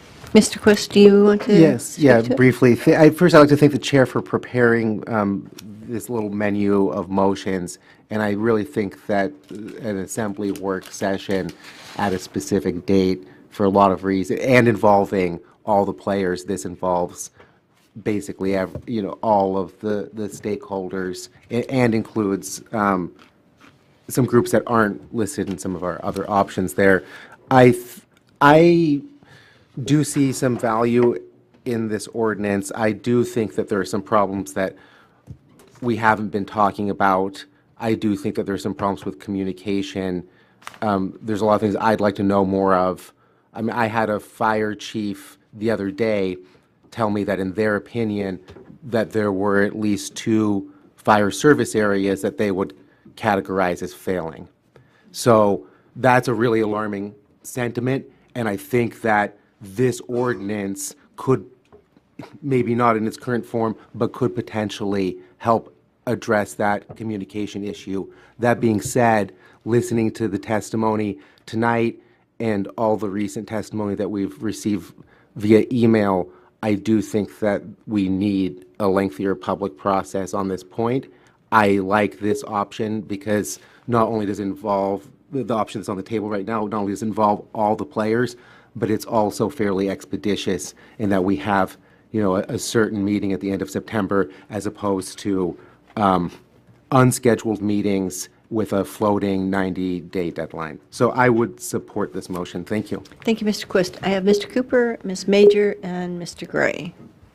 Thank you. I echo the sentiments of Mr. Lawrence and Mr. Quist. I worked with Ms. Dodge to come up with some of these options for exactly the reasons that many of you have stated today. I think that I think it was Mr. Grove who kind of, when he was testifying, summarized how he's feeling about some of this. There may be some good in the proposition, but we need a good, robust process for it because process is important. And we don't have the ability, I don't think, to do that between last week's work session and tonight. I certainly don't think that I, in the next hour and a half, could make, you know, amendments and revisions to this ordinance to make it something that I think really would address some of these issues. So I think that we do need to have that process, and I think a big part of that, I think Chief Flynn is right. I was not on the Assembly in 2014 and 15 when this was discussed before, and you know, there's a lot of information to absorb, and going back and you know, going through that information, getting up to speed on what happened then, and dealing with the issues today that may be different than what we were dealing with a few years ago is necessary. So I'd urge the Assembly to take the time to have the process on this. Thank you, Ms. Major, and then Mr. Gray. So I'm going to make a variety of comments in one, but the first comment that I do want to make is why September 29th. If someone can help me understand that date, I will be not in the state that week. I will be traveling for work, and this is important enough that I'd want to be there for that. I cannot change that work trip because it's for a very specific event happening at that specific time. I also think kicking the can down the road another 6 to 7 weeks probably isn't the most appropriate either. I think this is change, and change is hard. I think a lot of the testimony that we heard tonight was definitely emotionally based and speculative and not fully on some fact, and I would like to think that a session would help draw out more of that fact and a little bit less of the emotion, recognizing that change is hard. That said, I'm also ready to vote tonight, but I understand why folks want to wait. But I'd really like to reconsider the date if at all possible, because it sounds like I'm not the only one with a conflict on that date. Okay. We can either have I have Mr. Gray, Mr. Quist, and Mr. Williams, and I have many, but if you want to propose an amendment, or if the body wants to pause for a minute and discuss the date, we can, or we can keep going down the list and see. I'm sure that you've laid it on the table and someone will pick it up, unless you wish to. Well, I think Mr. Gray also has a comment I'd like to hear from him. Well, I have the same comment. I was just wondering if, did we have to wait? Could you guys put your hands back up? I just listed you. I didn't write you down. Thank you. And thank you. Got it. Williams, Lejeski, and Quist. Will that order be okay? Thank you. Mr. Gray, you're up. No, I had the same comment. I was just curious, did we have to wait 7 weeks to take this up with a work session? I too will be out of state that weekend and day, and would like to be around for this. So I'm open to discussing a different date if possible. Would you guys like to have that discussion now? Okay. Yeah. So I worked with the clerk's office today to identify a time. We thought a Saturday would be a good thing. It is a complicated discussion. We spent we had a Saturday in 2015, and it was pretty full. The clerks looked at Carlson Center and Pioneer Park. So they were looking for spaces that we can readily access that are of sufficient size.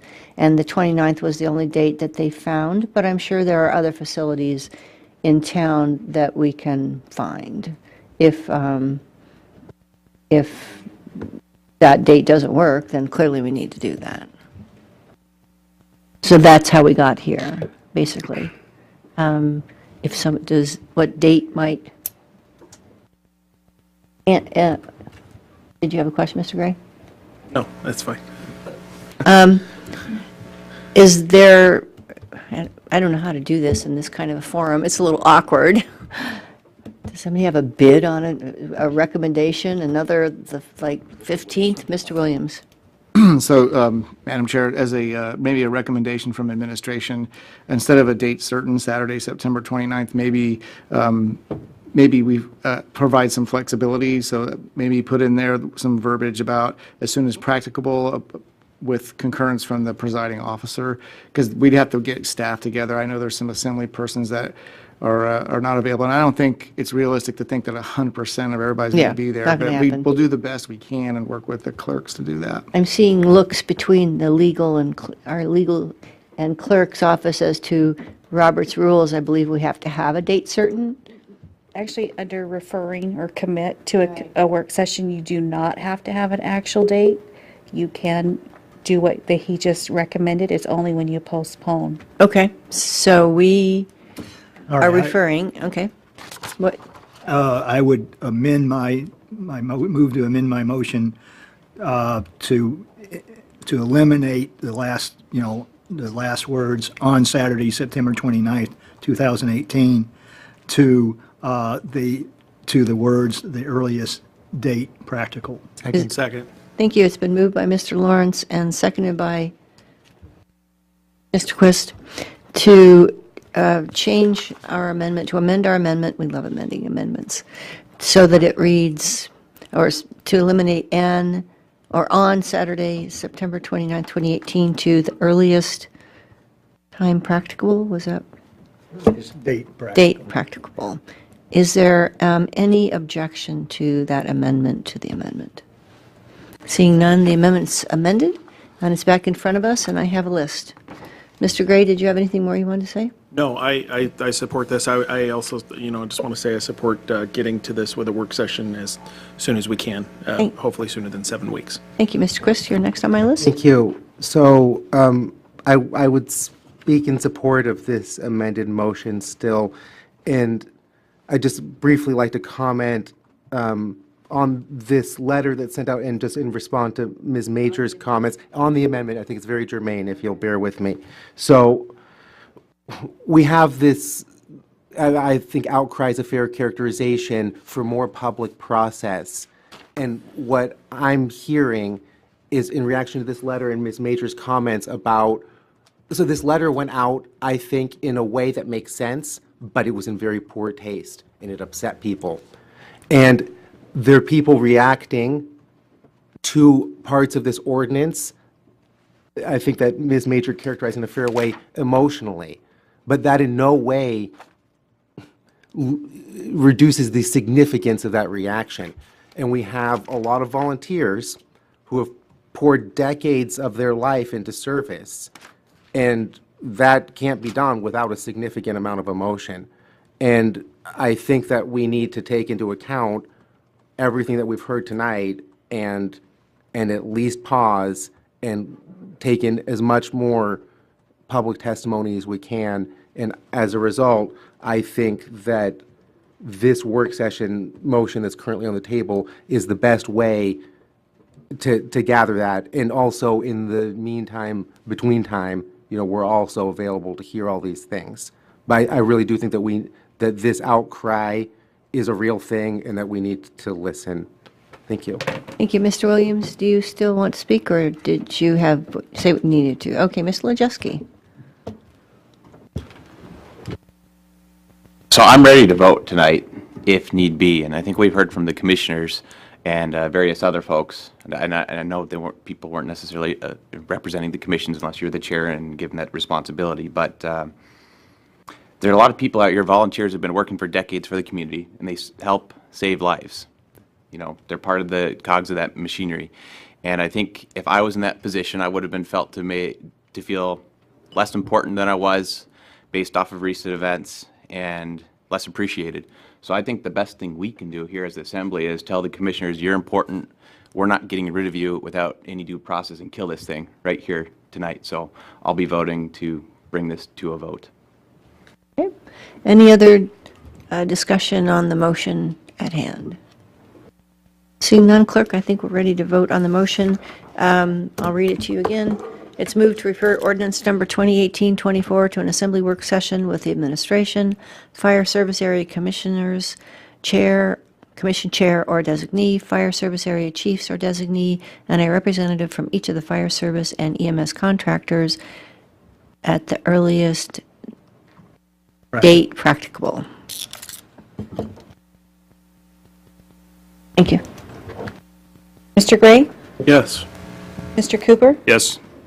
Ms. Major? No. Mr. Quist? Yes. Mr. Lojewski? No. Mr. Tackey? Yes. Mr. Lawrence? Yes. Ms. Dodge? Yes. Would anyone like to change their vote? Seeing none? It's 2. The motion passes 6-2, and we will schedule a work session with all the people listed on that.